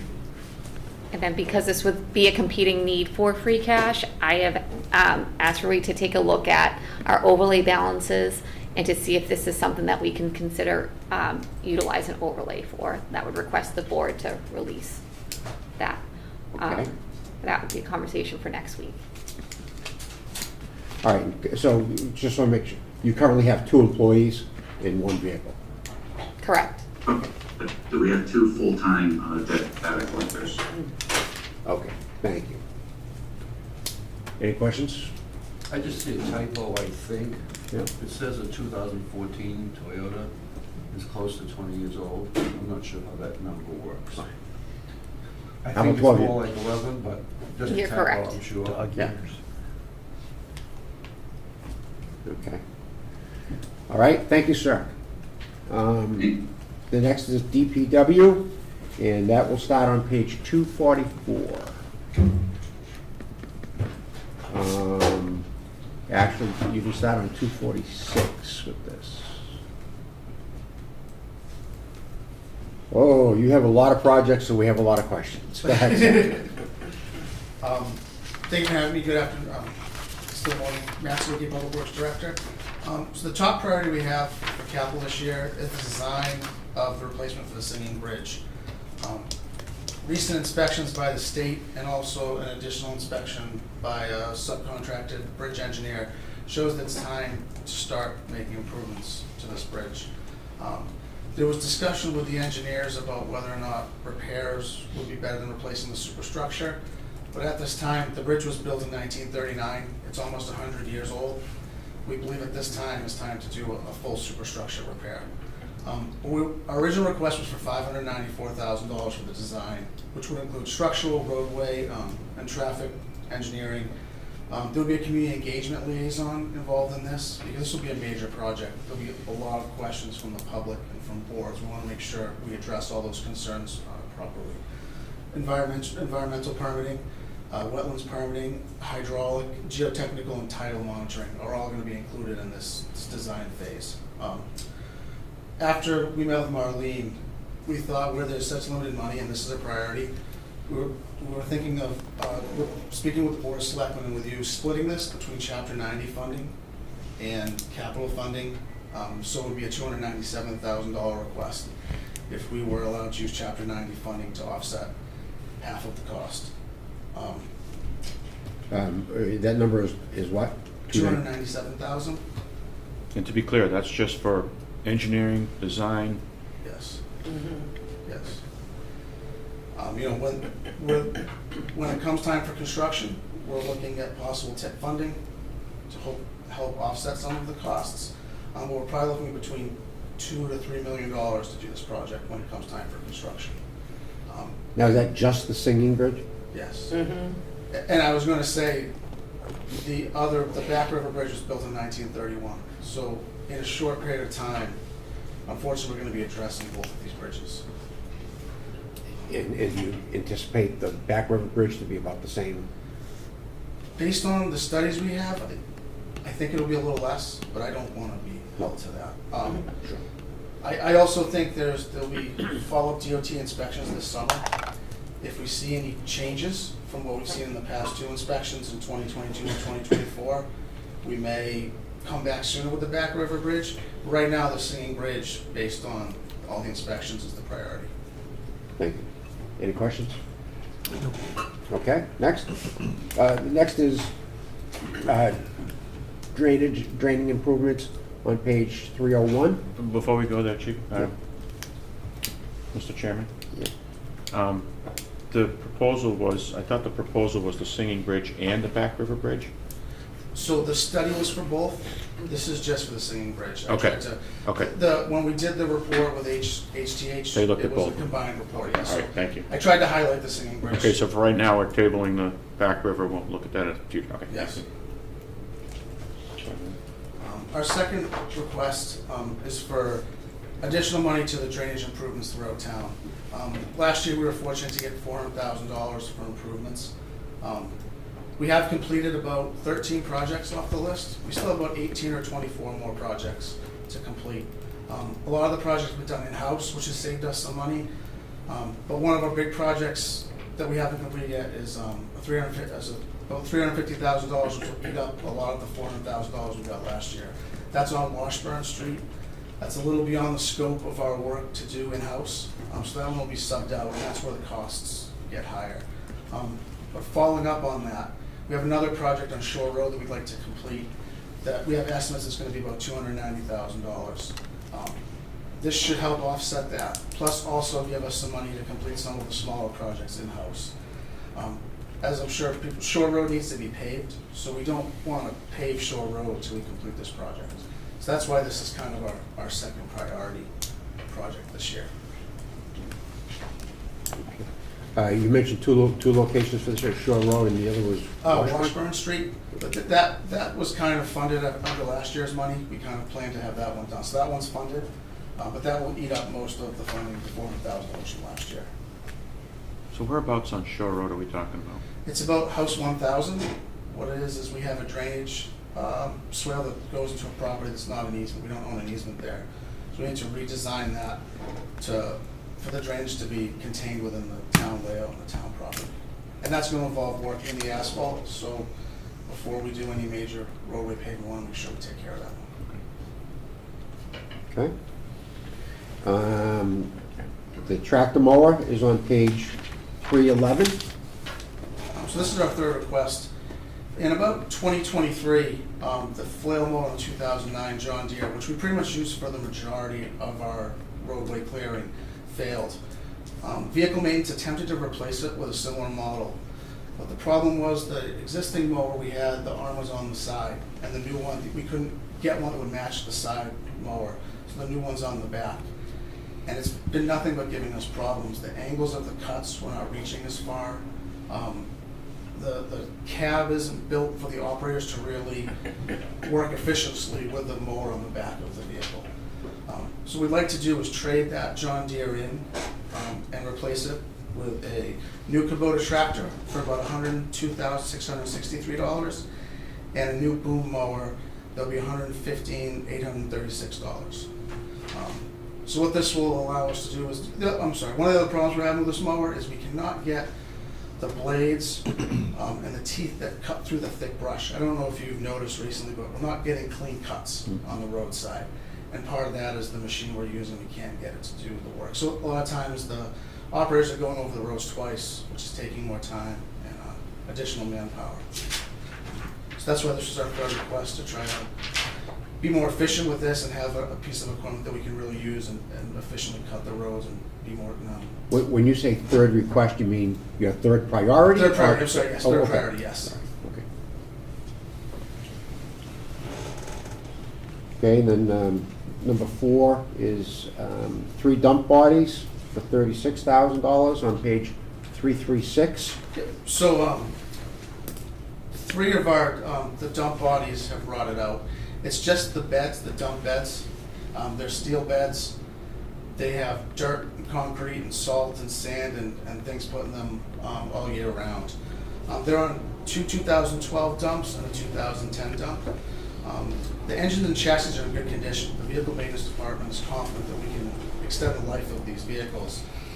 But replacing the bodies just allows them to be more efficient. We have plywood in them right now for the winter, which will work, but it's not really a long-term solution. If we have to make it work, especially with the situation, we can make it work, but it will be something we'd like to prioritize and replace if possible.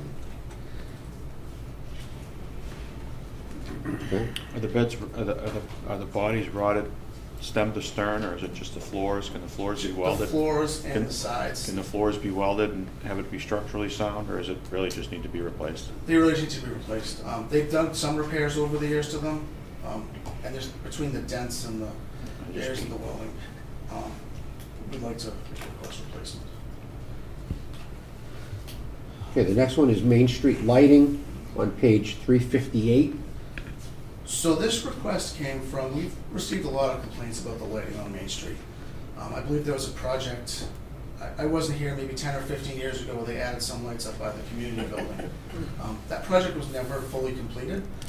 However, the infrastructure for that is not really there anymore. There's some conduit still in the ground, but the locations where the lights were supposed to go, the structural bolts have been cut off. So any work that has to be done to extend that light will involve construction. So what this kind of triggered was that road also needs to be paved in the next 5 years. If we're going to be doing construction to add conduit and lighting, and we're going to be repaving the road, it makes sense to make sure that we're meeting all the current ADA and safety requirements of the Main Street corridor. So this request is to have an engineer review the road, let us know where our deficiencies are, make sure our crosswalks are properly placed, and make sure if we do add lighting, it's added in the right location. So this is strictly for planning. Yes, yes. Okay.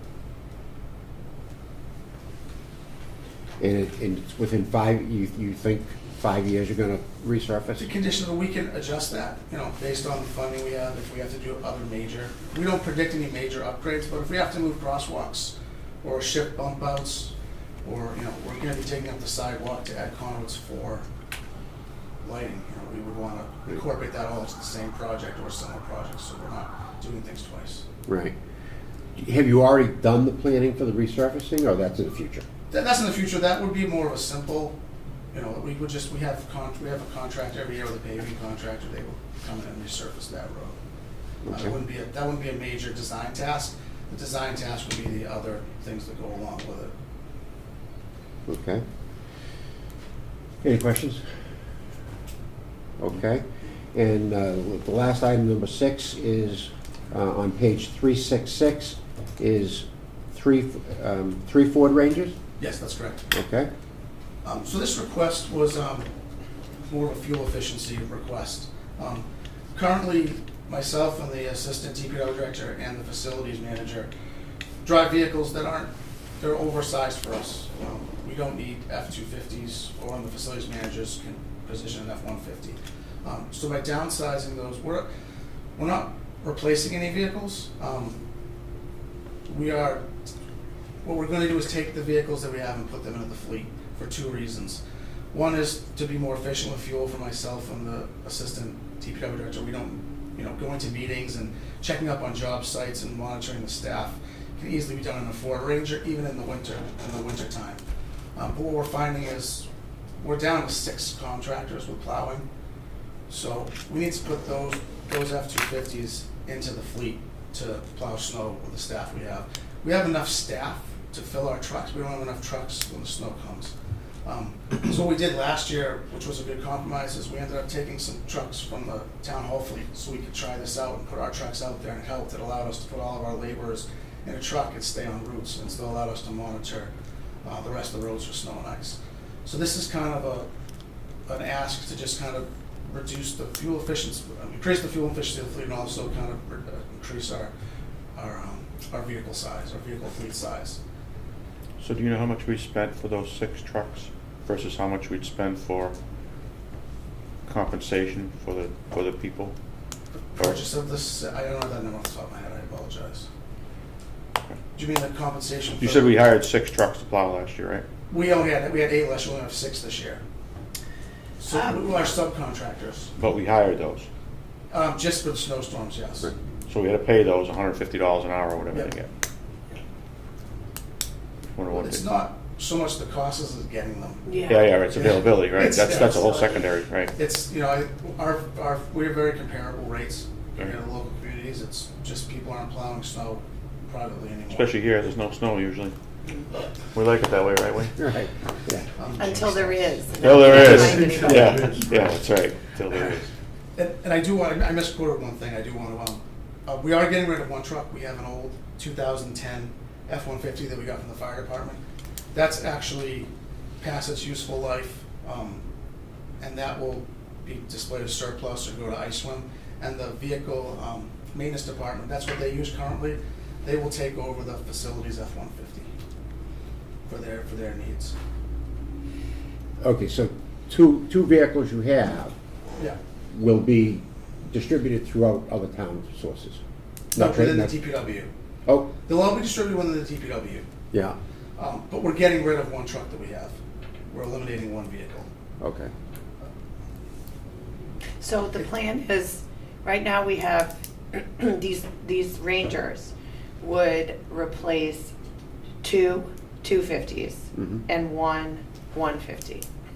The 250s would go into the snow and ice fleet. The 150 would go to vehicle maintenance, which would knock out the old fire department truck, which would go to ISWIM or just be dead. Right. Okay. Thank you for paraphrasing. All right. And what bidding source do you use on these? So we got prices from HQ. So I can clarify some of that. We have 2 places we can order multiple places, but we have a contract with Greater Boston Police Council and Right. Plymouth County vehicle purchasing, collective purchasing. So what we typically do is we go with the lower of those 2 prices. So these, I believe, are all Plymouth County bids, but when it comes time to purchase them, if the prices change, Yeah. we'll go off Greater Boston or Plymouth County, depending on which price is lower. And the same thing with Brewy's truck. We kind of worked that in under the assumption that 4 of the same vehicles will help limit what we need to keep in stock for parts. And so he can follow our bid when we do that. So we'll purchase them all at the same time. Okay, and I just want to be clear, the Greater Boston bid is the McGovern bid. So McGovern bought out MHQ. yes, but so the McGovern is the company that sells Fords through Plymouth County or Greater Boston.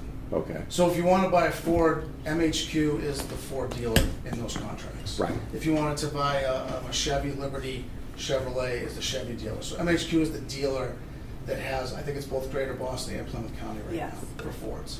Okay. So when we decide to do this, do all the departments get together, or does he go buy his trucks? I mean, I know he mentioned he's working with the assessor's office, but does he go buy his trucks, and then police goes buys the trucks, and then fire goes buy the trucks, or do we go with a united force and say, we're gonna buy 10 trucks?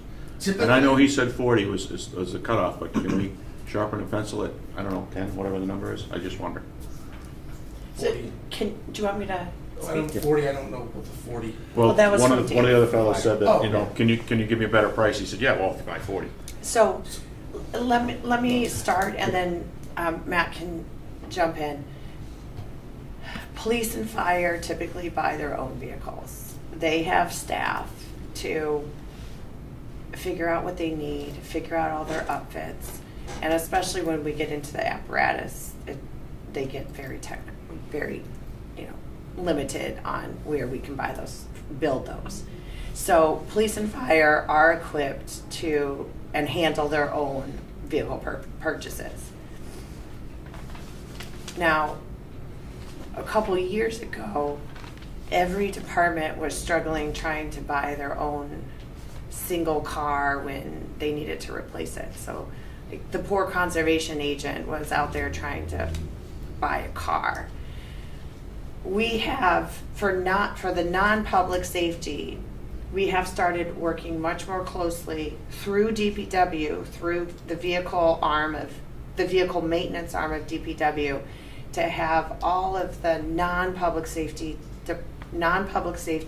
and non-school, but the town departments work with DPW to help make sure that we're speccing things that are, 1, meet the green communities, or 2, our maintenance staff can maintain, is trained on and is prepared to maintain.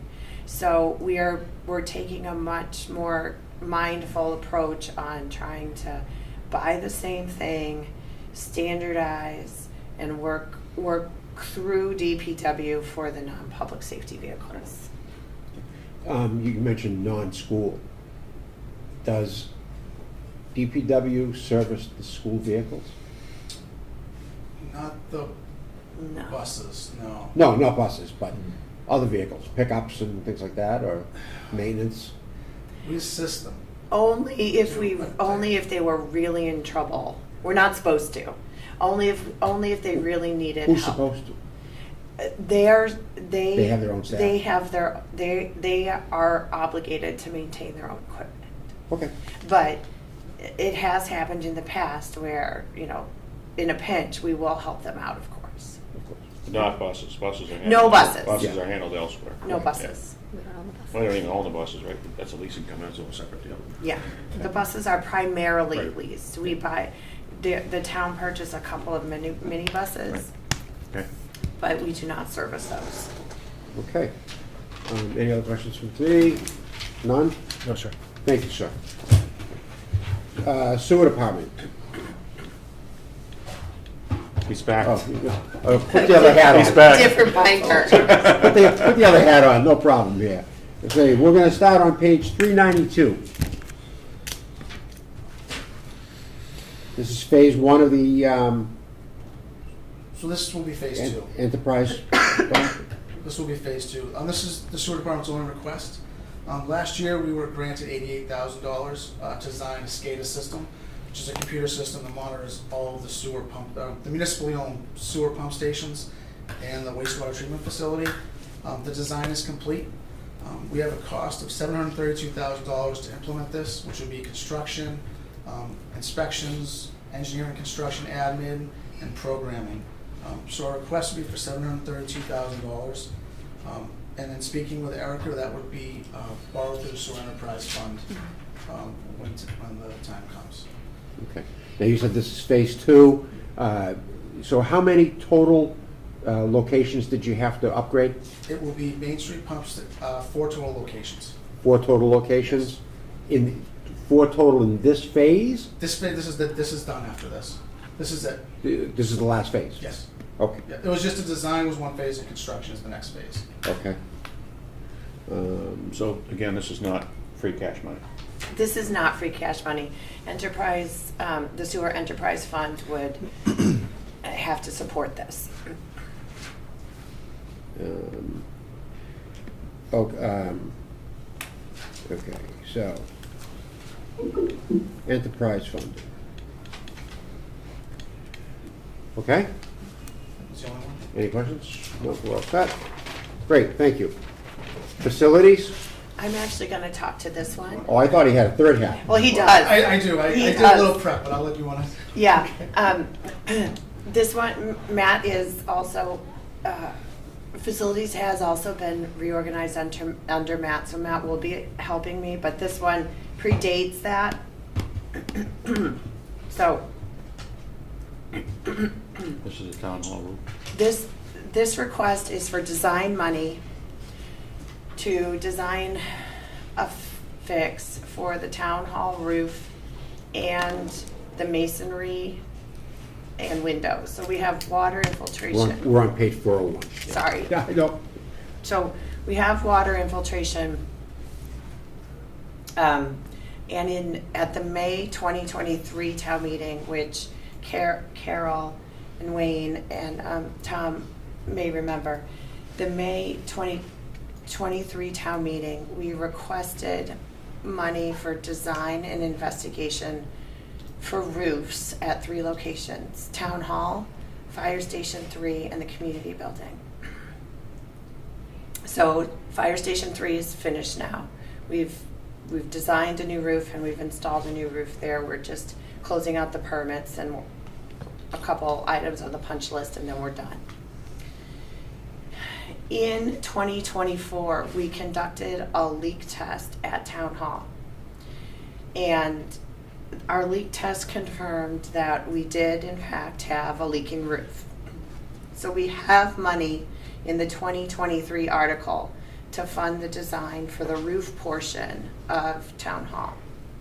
However, our leak test also told us we have significant amounts of water coming in through the walls. So in May, at the May 2023 town meeting, I only asked for money for roofs. So I don't feel like it would be appropriate for me to spend that article money to design the plans and specs we need for the masonry portion of this project. So we can move forward with the roof design. However, I do need to ask for more money to combine, to increase the design scope to include the masonry components. The project should be done as one project. We should hire a roofing contractor and a masonry contractor and do all the work at the same time, do all the construction administration at the same time. I don't recommend that we fix the roof leaks and not fix the wall leaks at the same time. So, And this is to actually do the repair work, not. No, this is only design. Design. This okay. is only design. The construction phase of this project will be well over $1 million. so I just want to understand, and I think I know what this says. So $77,000 was approved May 23rd. That's for the roof design. And Yeah, then the you- article was 250 in May of 2023, but splitting up the cost of the design work, we need $77,000 for the masonry work. The new request is $77,000, and then the remainder of the design money will be from the roof article. Okay. I don't know if it's an old hand. MJ? Thank you. The town hall is on the National Historic Register.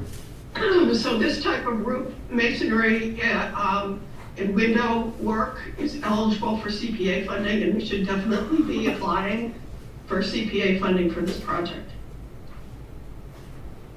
Thank you. Has the town looked at that? Or- I have not submitted a CPA request yet. Do you anticipate that, or?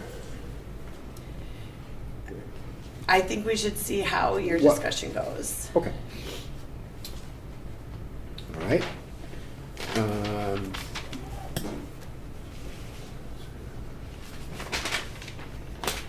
Okay, the next one is Town Administrator's Office, page 456. This is, the water shedding permitting for 100,000. It's on page 458. So,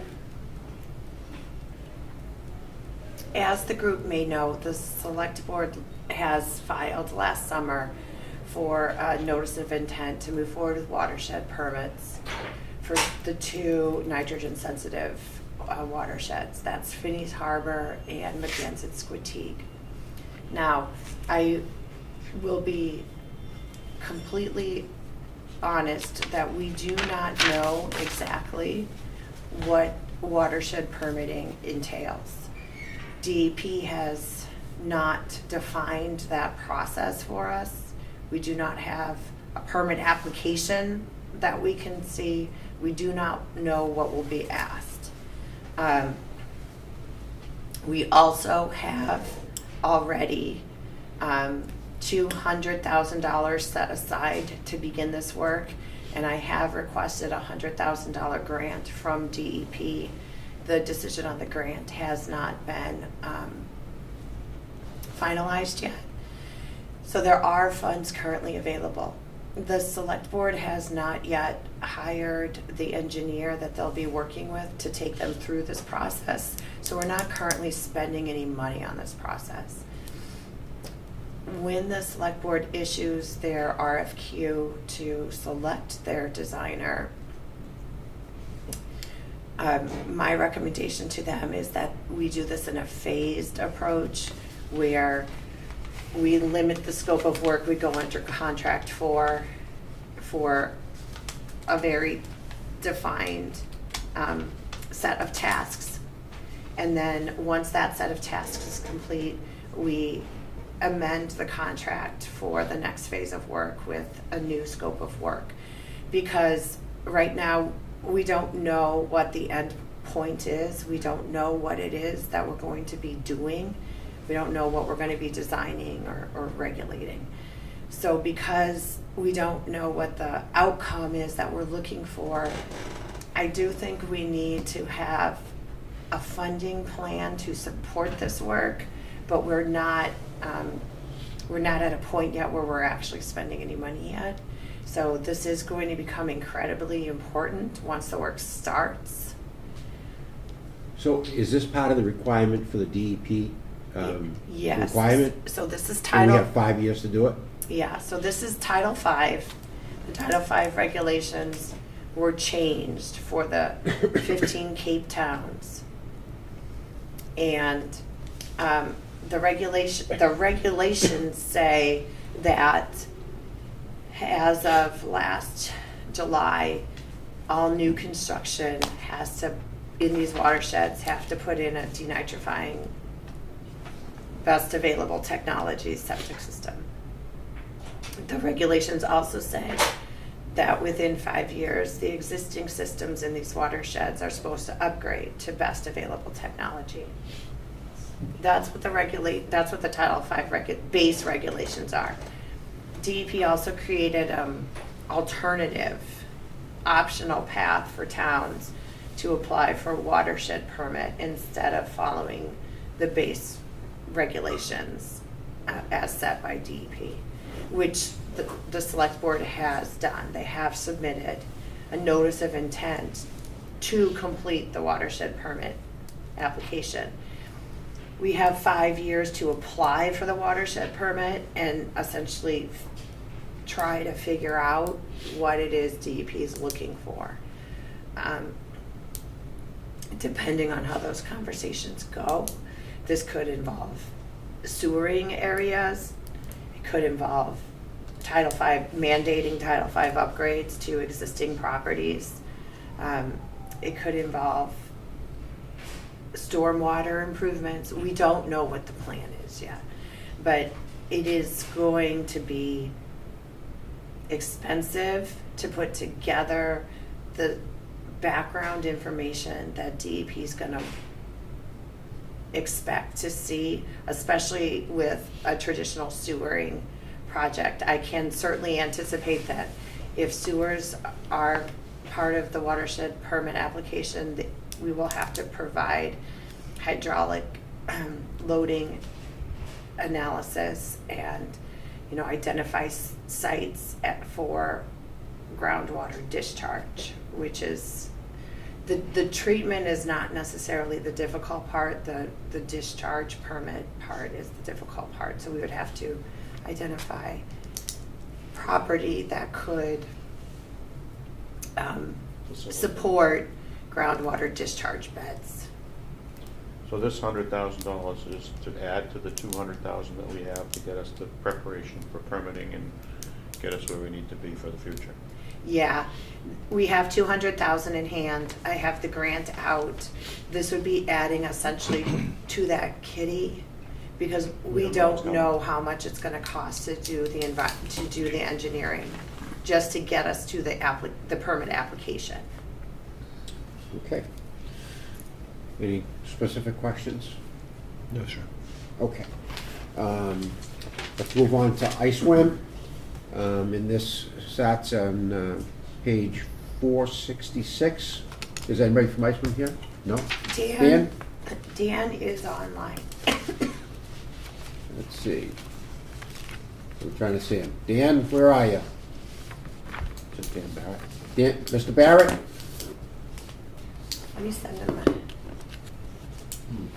I'd be happy to move on to recreation. I'm here. Yeah, there you are.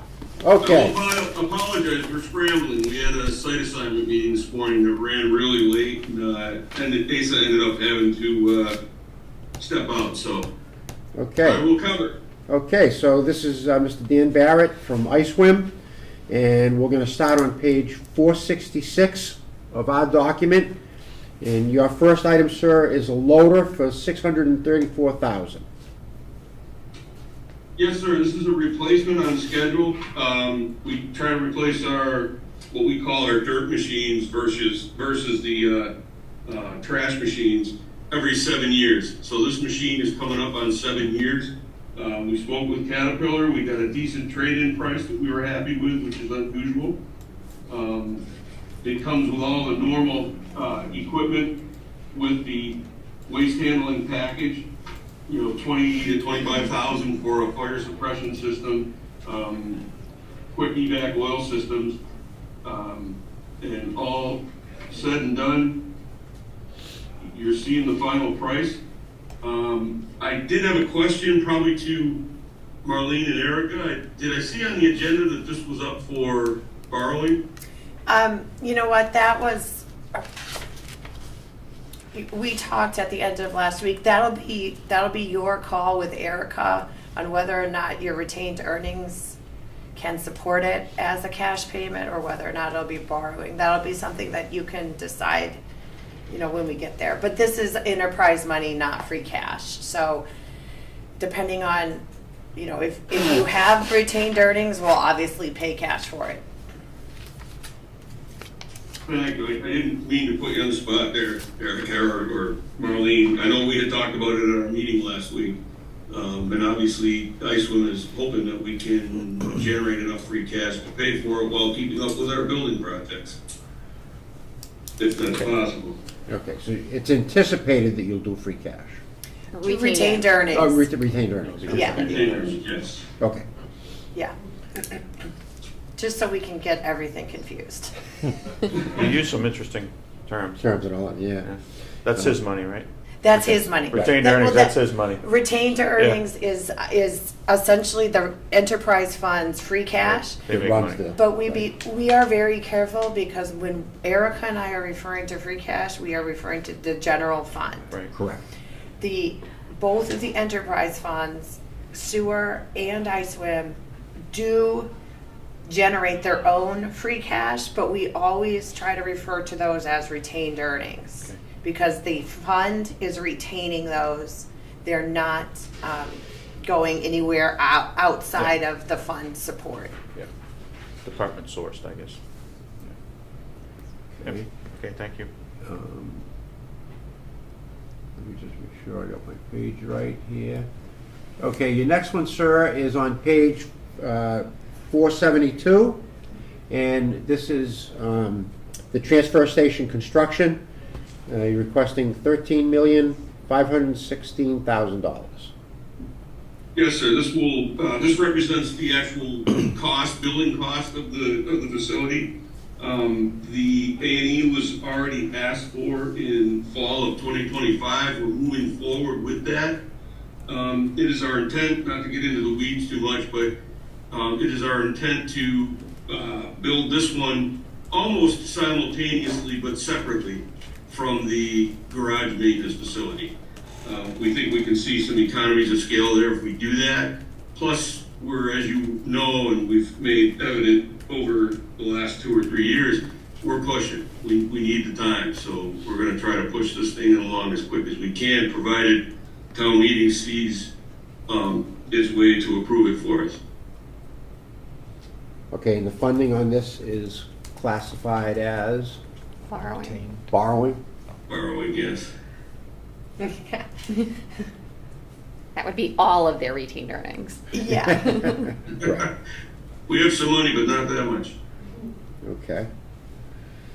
So, when the money's borrowed, is the debt load carried by retained funds, or is it carried by general fund? Yep, it's carried by the enterprise fund, so they would pay for it when they put together their budgets. It would be included in that. Okay. Yeah, So they they- borrow the money, they make the payments. Yes. They raise the revenue. Okay. And when we get to town meeting articles for borrowing for the enterprise funds, you may notice that there's always language included in there that the enterprise fund is responsible in the first instance. However, if for some reason an enterprise fund were to fail, Town the carries general it. fund has to back those up. Yep.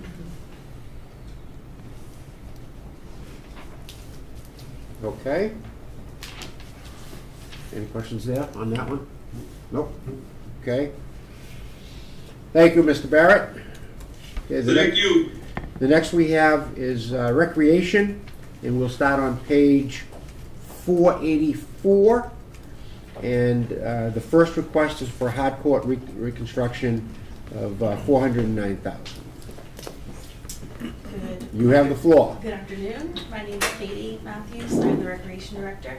Katie Matthews. Yes. We want to make sure that they pick it up for minutes. We have 3 asks today. There 2 are CPC funded, and the electric av lifeguard equipment is not. So this is kind of setting the table for the future. Given the limited funding, this is something that we are willing to defer. This would be an ask for equipment only, so that Well, we're on the hard court? I'm sorry. Yep. If I was going to go through, Alice is going to do the CPC applications for the rec. Okay, I'm going to do them in the order that they're on the agenda. Okay. Okay? Let me grab these slides.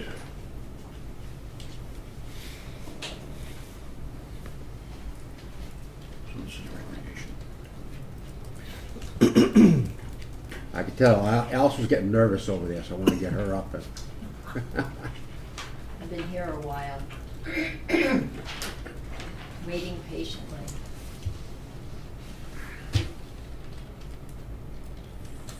Page 484. Can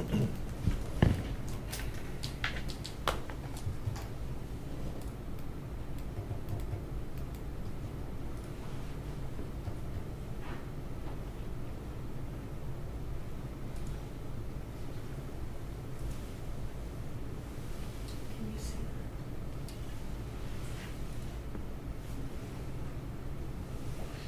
Should you share it? Yes. And then we'll share it.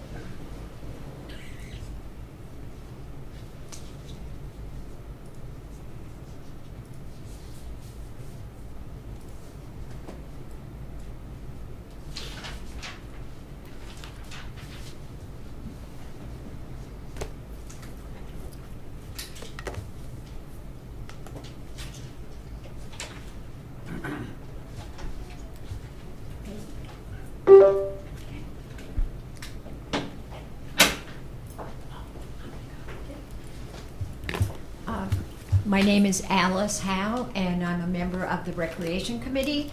And thank you for taking the time to consider our request for CPC funding. As you can see, there are two separate requests. One is the $400,000. It's a full renovation. A couple of years ago, we were here for rehab of the courts, and now it has come to pass. When we did that back in 2022, the estimated life of the Katomic courts, pickleball and tennis, were estimated 3-year life expectancy, and so this will be very timely. We will need to redo this. The pictures that you see are of the court there, and it's a beautiful, I play there twice a week. It's a beautiful area, but and one of the nice things is that it is kind of in a little valley, the courts. They're right in front of the schoolhouse, the Katomic schoolhouse. That is great for cutting the wind, but it is a nightmare for anybody with a disability to try to get to the courts, because it goes down like this, and I don't know if you can see the pictures, it drops. And so it's impossible it's hard for some people to walk down the hill to get to the courts. So it is in speaking for the first one, for the Katomic, again, it's a beautiful area, but now this is, I know it looks like it's a wildlife park, but it is the fencing around the Katomic courts. There are big holes, and there's a tree growing in the court. There's a bird's nest in the wooden frame. And so what we want to do is to replace the fencing and also make it ADA accessible, the court. And so what we would be doing is it will be trying to make the court fencing fit in with the historical aspect of the Katomic schoolhouse, because it is a beautiful area and we want to keep the historical presence. And you can see it's in disrepair. And even a picture that you don't see is that the fence is curled up in the back, both courts. And if you go back too far, you can catch your foot on the fence because it's sticking up. It's not very safe, but we play there. But, and so that's what we want to correct and construct the courts using post-tension concrete, and that's a 25-year guarantee. I mean, we won't have to be back here every 5 or 6 years to ask for rehab funds. The new fencing, again, to match the historical landmark that's there, and making it handicap accessible. That's a gate so that a wheelchair could get onto it, a parking spot. Nobody can just walk. There's a steep incline, and so that would have to be, that's also proposed. And a shaded space for spectators. So that is, end of life, as I said, eliminate the short, costly repairs every 5 years or so. The safety concerns about the fence, both people coming to the courts and people on the courts, and to make it ADA compliant. And this is CPC funding? This is CPC funding, yes. So, Alice, what does historic fencing look like? Well, Katie showed me a couple of examples, and it's amazing. I was amazed at, she has a magazine of different types of fencing, and it's wooden, so that it's not white. It's not stockade. No. No. No. And it would have to be, well, do you want to speak about the fencing? Sure. I'm just curious as to, you referred a couple times to historic fencing around a pickleball. I'm curious. Right. You got a whole fence, that's historic to me, right? Yeah. Right. So we would be looking to match the current style. We're looking for AZEC fencing, so that'll give us a 25-year life. Okay. Rather than wooden, but it'll match the same.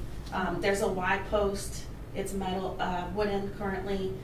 It's not just all chain fencing. It's not chain link Okay. posts, and it's got more style to it. Great, thank you. Okay, so this is covered by CPC funding. Your Yes. next one is, The next one is to really complete a beautiful area back here. We need shade. There, for the back of the building, for shade structures. We will be having a all-wheel skate park. It's in the back, but it's going to be there. And the new improved Comoletti basketball courts. And then over here is our playground that opened this summer. What's missing is shade. okay, can I stop you for 1 second, Yes, sir. please? Only because our documentation has no price on this. So what is your figure here? This is listed as to be determined because this is actually being designed with the skate park that's in phase now. Yeah. So Grindline is developing the skate park and the hub design, and once we have that funding number, we'll be putting that on the CPC application. Okay, so we're not gonna, we can't vote on this anyway, because there's no number? We won't vote on it Okay. without a number. Right. Okay, so do you want to just defer this until you have a number? Sure. You're looking at Erica, I mean, It's the same as the first one. Yeah. no, the first one, we have a number, we Yeah, have first one is 400,000. 400,000, right? Yeah, we have a specific, we can't prove something if there's no number attached to it. So this would also be recommended for CPA as well, correct? I don't know, have these applications already gone to CPA yet? No, the application window opens in January, so we're a little bit ahead. This meeting is ahead of that whole process, so Right. we're just presenting this to you for. And the anticipation would be before it goes to CPC that you'd have the estimated cost, but Yes. because of the requirements and deadlines, they have to come before you as well. So we have a timing, just because Katie doesn't have the anticipated cost for this item yet. We can't approve something without a cost. That's okay. So the capital financial policies, require that any CPA project that involves a town-owned asset be presented to the capital outlay committee and go through the capital outlay process. Because prior to that policy being created, there was like a whole nother set of projects and they weren't talking to each other. Right. So, I mean, it's December, Right. and we're not making any decisions until May. So there's the entire CPA process in there, and when this cost is developed and when this project has gone through the CPA process of their review, it can come back to you. It's gonna come back to us. Yeah. Okay. It'll come back to you before town meeting. Okay, that's, But we're talking, just to be clear, we're talking about that shaded thing over the picnic table, right? We're not talking about all the concrete work, we're not talking about the benches and chairs and all that stuff, we're just talking about the shading piece, correct? Yes, we have money funding, CPC funding for accessible pathways currently. Okay. But also shade for the playground. That's the playground, and that's a sample of the shade on the bottom right there. We need 2 structures for shade for the playground. So that's why we're calling it the Shade Structures Project. okay. Those will be, Again, we don't have the cost I yet. assume those will be permanent. Yes.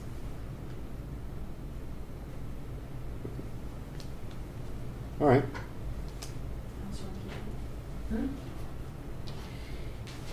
And the reason why the shade was, you can see from why we chose shade is when we had the community involvement, a survey report in 2024, shade, you can see the arrow, shade canopies were something that people wanted, as well as the outdoor fitness and the other items that we put into our project, into the playground. But this one, people wanted shade. It is getting hotter and hotter. Those are some of the comments that people left on the survey in blue. And why now? Well, recent investments such as the Comoletti basketball court that's being rebuilt, and also because of the all-wheel skate park. And the usage is unbelievable. I can't say enough good things about what the recreation department is doing.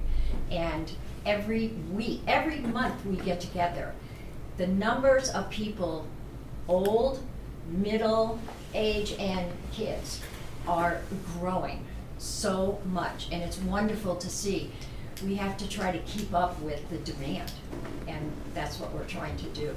This hub hopefully gets approved, because that would be an area that parents could go to from the park, from the playground.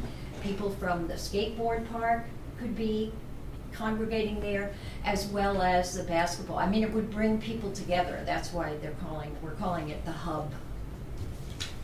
So, and for safer outdoor sports.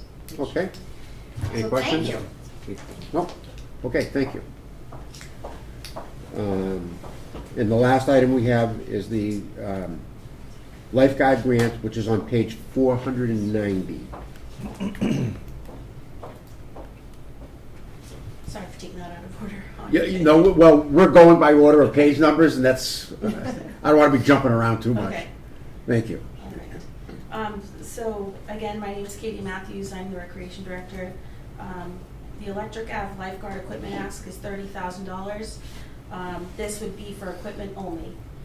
So an AED, storage, lifeguard stands, rescue boards, etc.